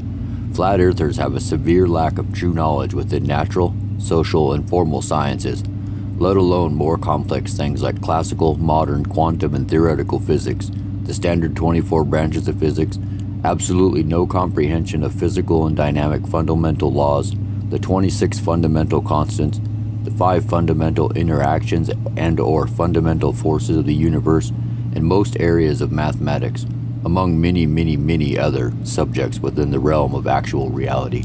Now, with that said, it is scientifically proven through empirical data produced by qualitative psychological research that the Dunning-Kruger effect, in combination with a lack of accurate scientific knowledge, multiplied by the internet, specifically the main flat earth and conspiracy channels on YouTube, is the primary reason for the recent explosion in individuals known as flat earthers.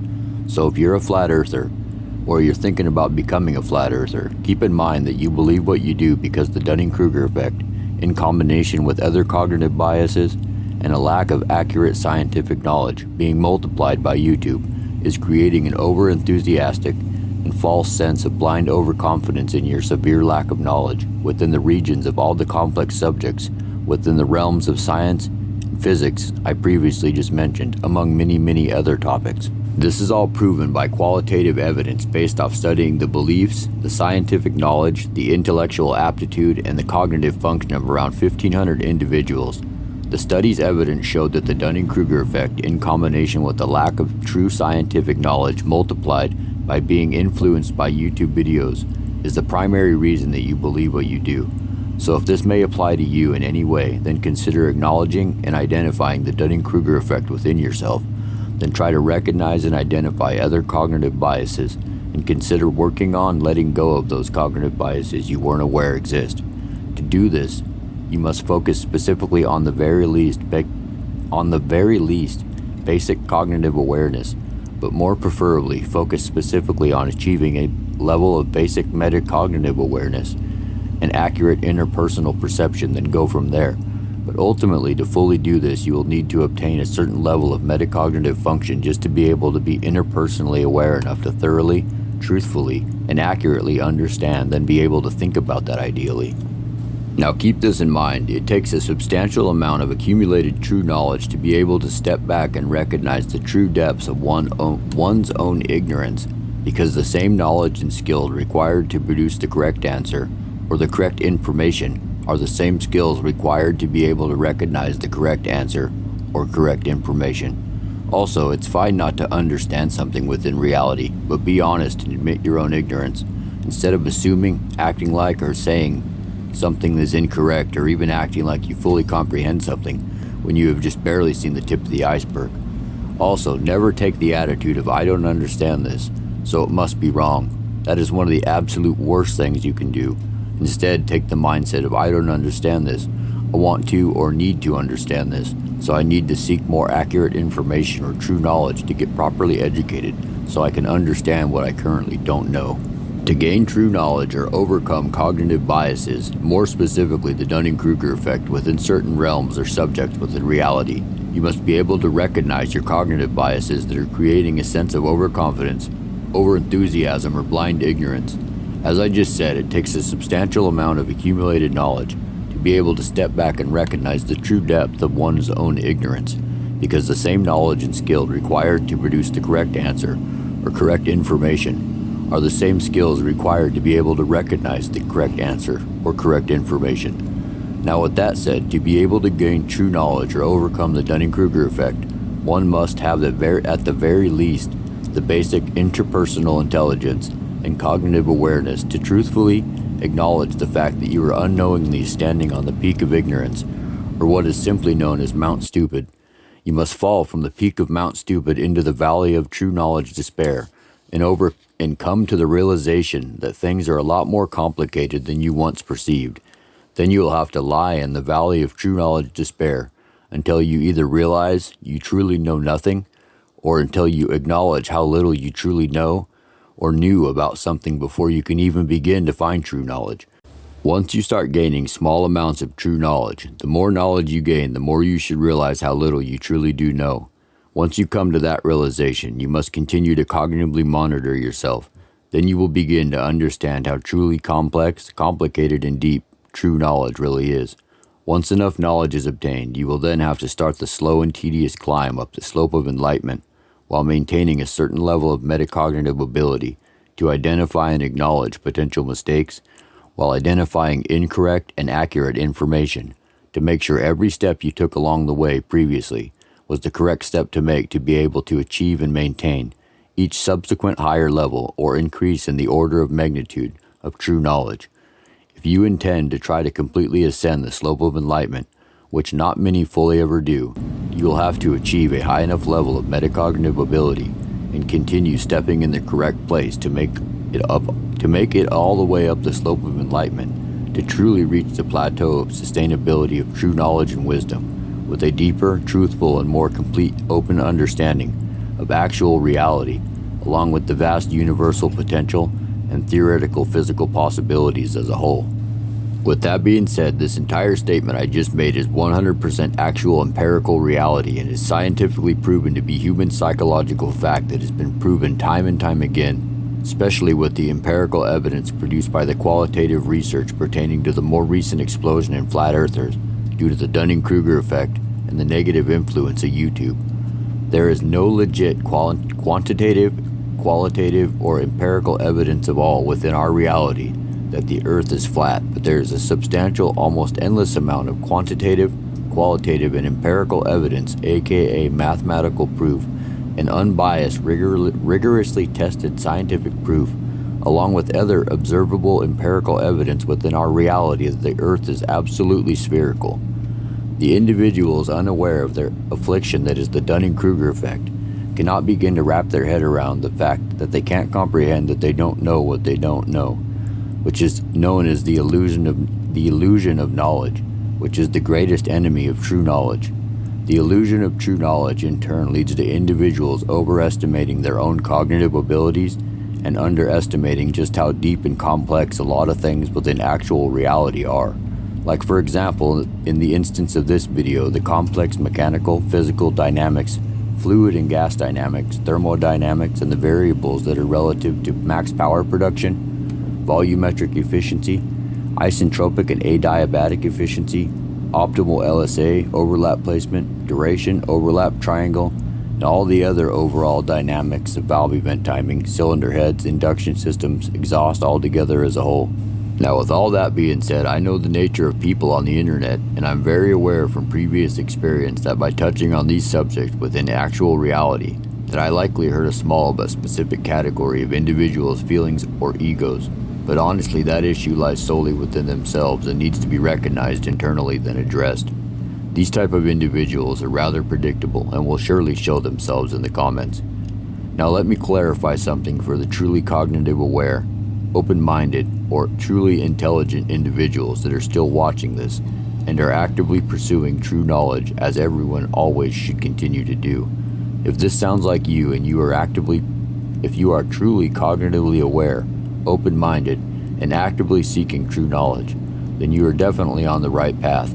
So I encourage you to keep up the pursuit of true knowledge. And let me make this very clear to you. Don't worry just because you're not in the top 1% of the population that may fully comprehend all the physics relative to optimal engine performance, optimal LSA, optimal overlap placement, and all the overall complexities and dynamics relative to optimal valve event timing and the valve event dynamics as a whole. It does not mean I'm saying you're blindly afflicted by the Dunning-Kruger effect, and if you're new to this stuff, you gotta start somewhere, so I honestly don't expect you to know any of this stuff at all. So always keep in mind when seeking true knowledge that you can't come close to understanding or learning even close to everything all at once, or after watching a few YouTube videos, or even if you're able to achieve 90 years dedicated to solid empirical study of everything that affects reality as a whole, you still can't expect to know everything. So don't fall victim to, be infected by, then become a breeder of the Dunning-Kruger effect and all the other cognitive biases, which are the ideal enemy of true knowledge. Keep in mind when seeking true knowledge that empirical, quantitative, and qualitative data or evidence are unbiased, mathematical, scientific, observable, and reproducible proof. They will always stand above opinions, because as I said earlier, opinions are not empirical. Opinions alone are just anecdotal information and are inherently subjective due to perception and cognitive bias, which in turn inherently results in opinions being subject to inconsistencies, inaccuracies, and outright fallacies. Now always keep this in mind, because I cannot say this enough. It takes a substantial amount of accumulated true knowledge to be able to step back and recognize the true depth of one's own ignorance, because the same knowledge and skills required to produce the correct answer or correct information are the same knowledge and skills required to be able to recognize the correct answer or correct information. And because of this simple little fact of life, the Dunning-Kruger effect, the selective perceptual reality cognitive process, and all the other 188 plus cognitive biases will always continue to live like an undying plague amongst society. These plagues of cognitive biases will continue to thrive amongst a vast majority of the population. What I call the selective perceptual reality cognitive process, along with the Dunning-Kruger effect, will continue to show themselves in the form of those overconfident, overenthusiastic, overopinionated, and undereducated individuals who, for a simple example, after seeing this or my other cam videos, may think they completely understand everything or almost everything there is to know about LSA, overlap placement, valve event placement, or just valve event timing in general, even though all the information isn't out there yet, and I know that for a fact. But even so, after seeing this or my other 2 cam videos, these individuals plagued by the Dunning-Kruger effect may feel as if they fully understand it all, and they may feel in their own mind that they're standing on the top of valve event timing world, so to speak.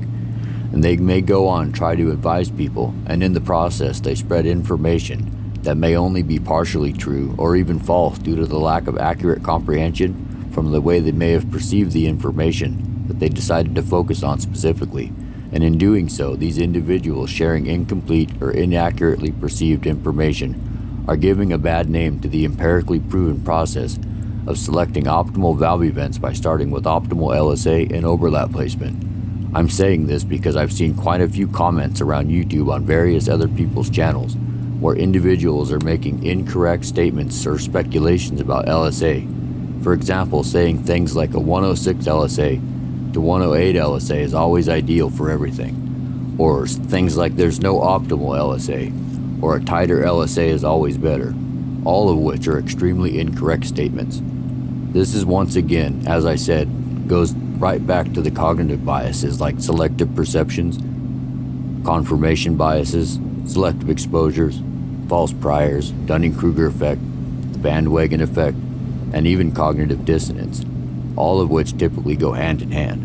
These cognitive biases in reality are the #1 biggest reason David Vizard has naysayers about his empirical process, his empirical equation for optimal LSA selection, and the quantification of valve events. Now, with all this being said, and with everything I've just brought to your attention, always keep a keen eye out for people spreading incorrect or bullshit information in all areas of reality, and in marketing ploys in the automotive industry for that matter, because believe it or not, even some of the industry's professionals are nowhere near immune to a severe lack of metacognitive ability and a blind affliction of cognitive biases. There are a lot of very intelligent, very respectable individuals out there in the industry, and even on YouTube, but you must keep in mind that the reality is it's scientifically proven that some of the professionals can be the most blindly afflicted by many cognitive biases due to them believing they already obtain enough knowledge or the correct knowledge. For example, they may take something that is actually empirical fact and deem it incorrect or impossible because they themselves haven't personally seen something without looking further into it and without wanting to or trying to fully understand something, let alone using scientific method to rigorously research or test a given subject or concept, even if the subject or concept has been proven to be empirical fact. And because of this, these cognitive bias professionals are more susceptible to saying something is incorrect due to them lacking an understanding of something, or because it goes against their existing beliefs, so they deem it impossible or inaccurate. Which is one of the worst things you can do. Never just assume something is incorrect, specifically when you don't fully understand something. Now, with all that being said, this reminds me of something. I have been following Richard Holder since I was a kid, and I just turned 38 in June, so I've known of Richard Holder for a long damn time. Now, with that said, I have much respect and admiration for Richard Holder's dedication and his accomplishments, so I had brought a lot of the things we went over in this video to Richard's attention, so he too could get a better understanding of the purpose, effects, and some of the complexities surrounding optimal LSA and overlap placement, which of course very few people seem to understand. After I explained some of the simplest complexities, I told him to check out my last cam video. When he replied back, sadly he had consciously perceived that I was saying that he was afflicted by the Dunning-Kruger effect, which was far from what I was saying to him. I was not aiming what I said at anyone specific, just like in this video. Richard had responded that way because he doesn't fully understand. For example, Richard was actually surprised by the results produced by the 238-259 cam on an optimal 108 LSA that won all 4 categories in Eric's Camshaft challenge. That just proves that you don't understand optimal valve event timing, or the gas dynamics produced by optimal valve event timing. So Richard, if and when you see this, I haven't had the time to appropriately respond back to you, and this is much faster. With that said, I was in no way aiming what I said that day specifically towards you at all. None of what I said was about putting you or anybody or any other professionals down for a lack of knowledge, and although this knowledge is rare, it would be foolish of me to assume that I'm the only one who retains this knowledge or something very similar. The reason I addressed everything I did in that comment was because I assumed you were a man of reasonable intellect, and my comment was to simply give you a better overall understanding and to give you something to think about so you don't miss specific things that are happening in your testing, which is why I stated purely qualitative and quantitative empirical facts of the reality we live in. I don't believe you are afflicted by the Dunning-Kruger effect. Maybe a few other cognitive biases, but who isn't? So I'm sorry for what you perceived as me saying that. I meant absolutely no disrespect at all. So Mr. Richard Holdner, much respect to you, sir. Even though I don't think Richard Holdner is blindly afflicted by the Dunning-Kruger effect, as I said earlier, Dunning-Kruger effect, confirmation bias, selective perceptions, selective exposures, false priors, and even cognitive dissonance does in fact negatively affect quite a few professionals when it comes to the subject of valve event timing and all the complexities relative to the empirical process of optimal valve event placement, starting with optimal LSA and optimal overlap placement. I could name quite a few individuals that you guys know, but we aren't here for that. But for one simple example, one fella specifically, who is actually relatively unknown as far as so-called industry professionals go. This individual goes by the name of John Schmidt from Schmidt Motorworks. He calls himself a professional, but from what I've seen, he's just mostly a keyboard warrior / computer guy / professional jackass who is ignorantly given DV hell about the whole 128 LSA deal for quite a while. These so-called professionals that are so blindly falling victim to the Dunning-Kruger effect, which is also relative to all the other cognitive biases, known as false priors, selective perceptions, confirmation bias, selective exposures, cognitive dissonance, and 180 plus other cognitive biases.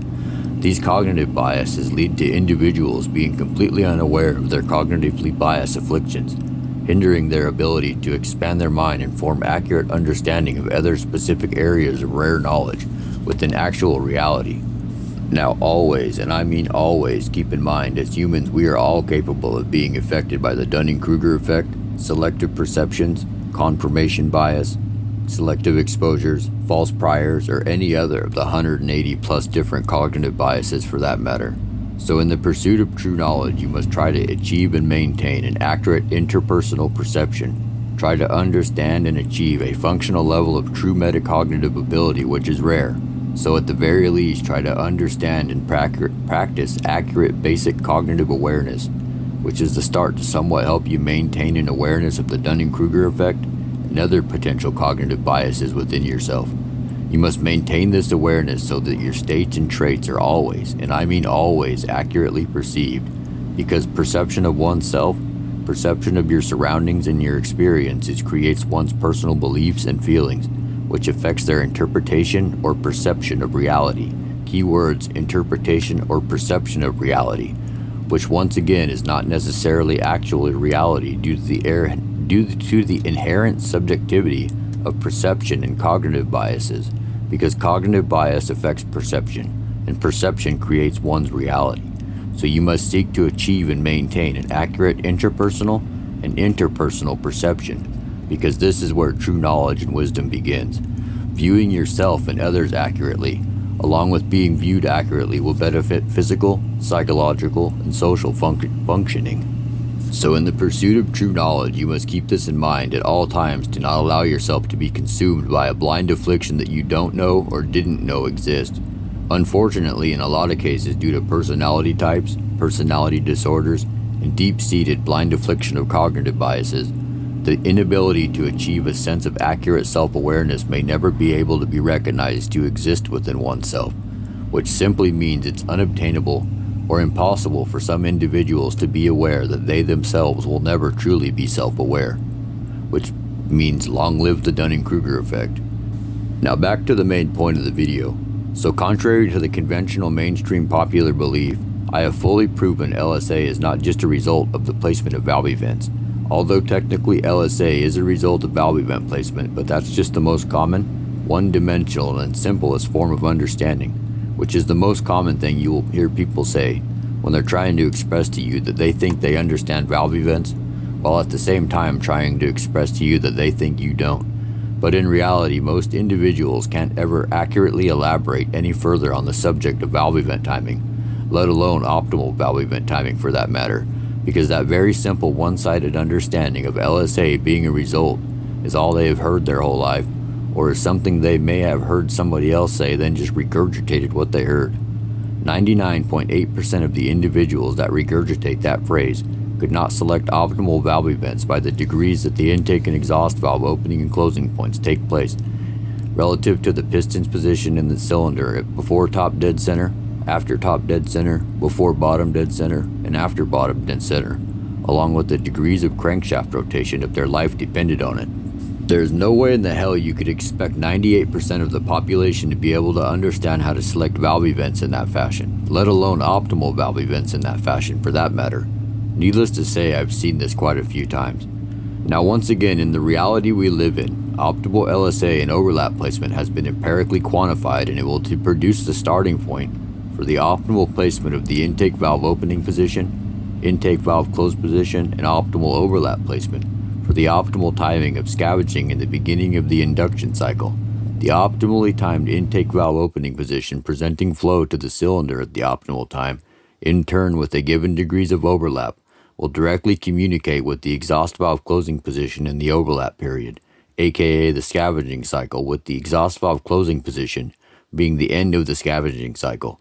The optimal placement of both the intake valve opening position and exhaust valve close position combined will in turn result in the optimal timing for the intake valve opening position to start the induction cycle to more efficiently fill the cylinder, while at the same time in the overlap period takes place optimal timing for efficient evacuation of the cylinder at the exhaust valve close position to create that low pressure delta upon expelling exhaust gases, which simultaneously aids in the induction system cylinder compressing potential of the optimally timed induction process by creating that pressure drop in the cylinder to more effectively fill the cylinder without over-scavenging combustible intake charge from the cylinder and expelling it out the exhaust.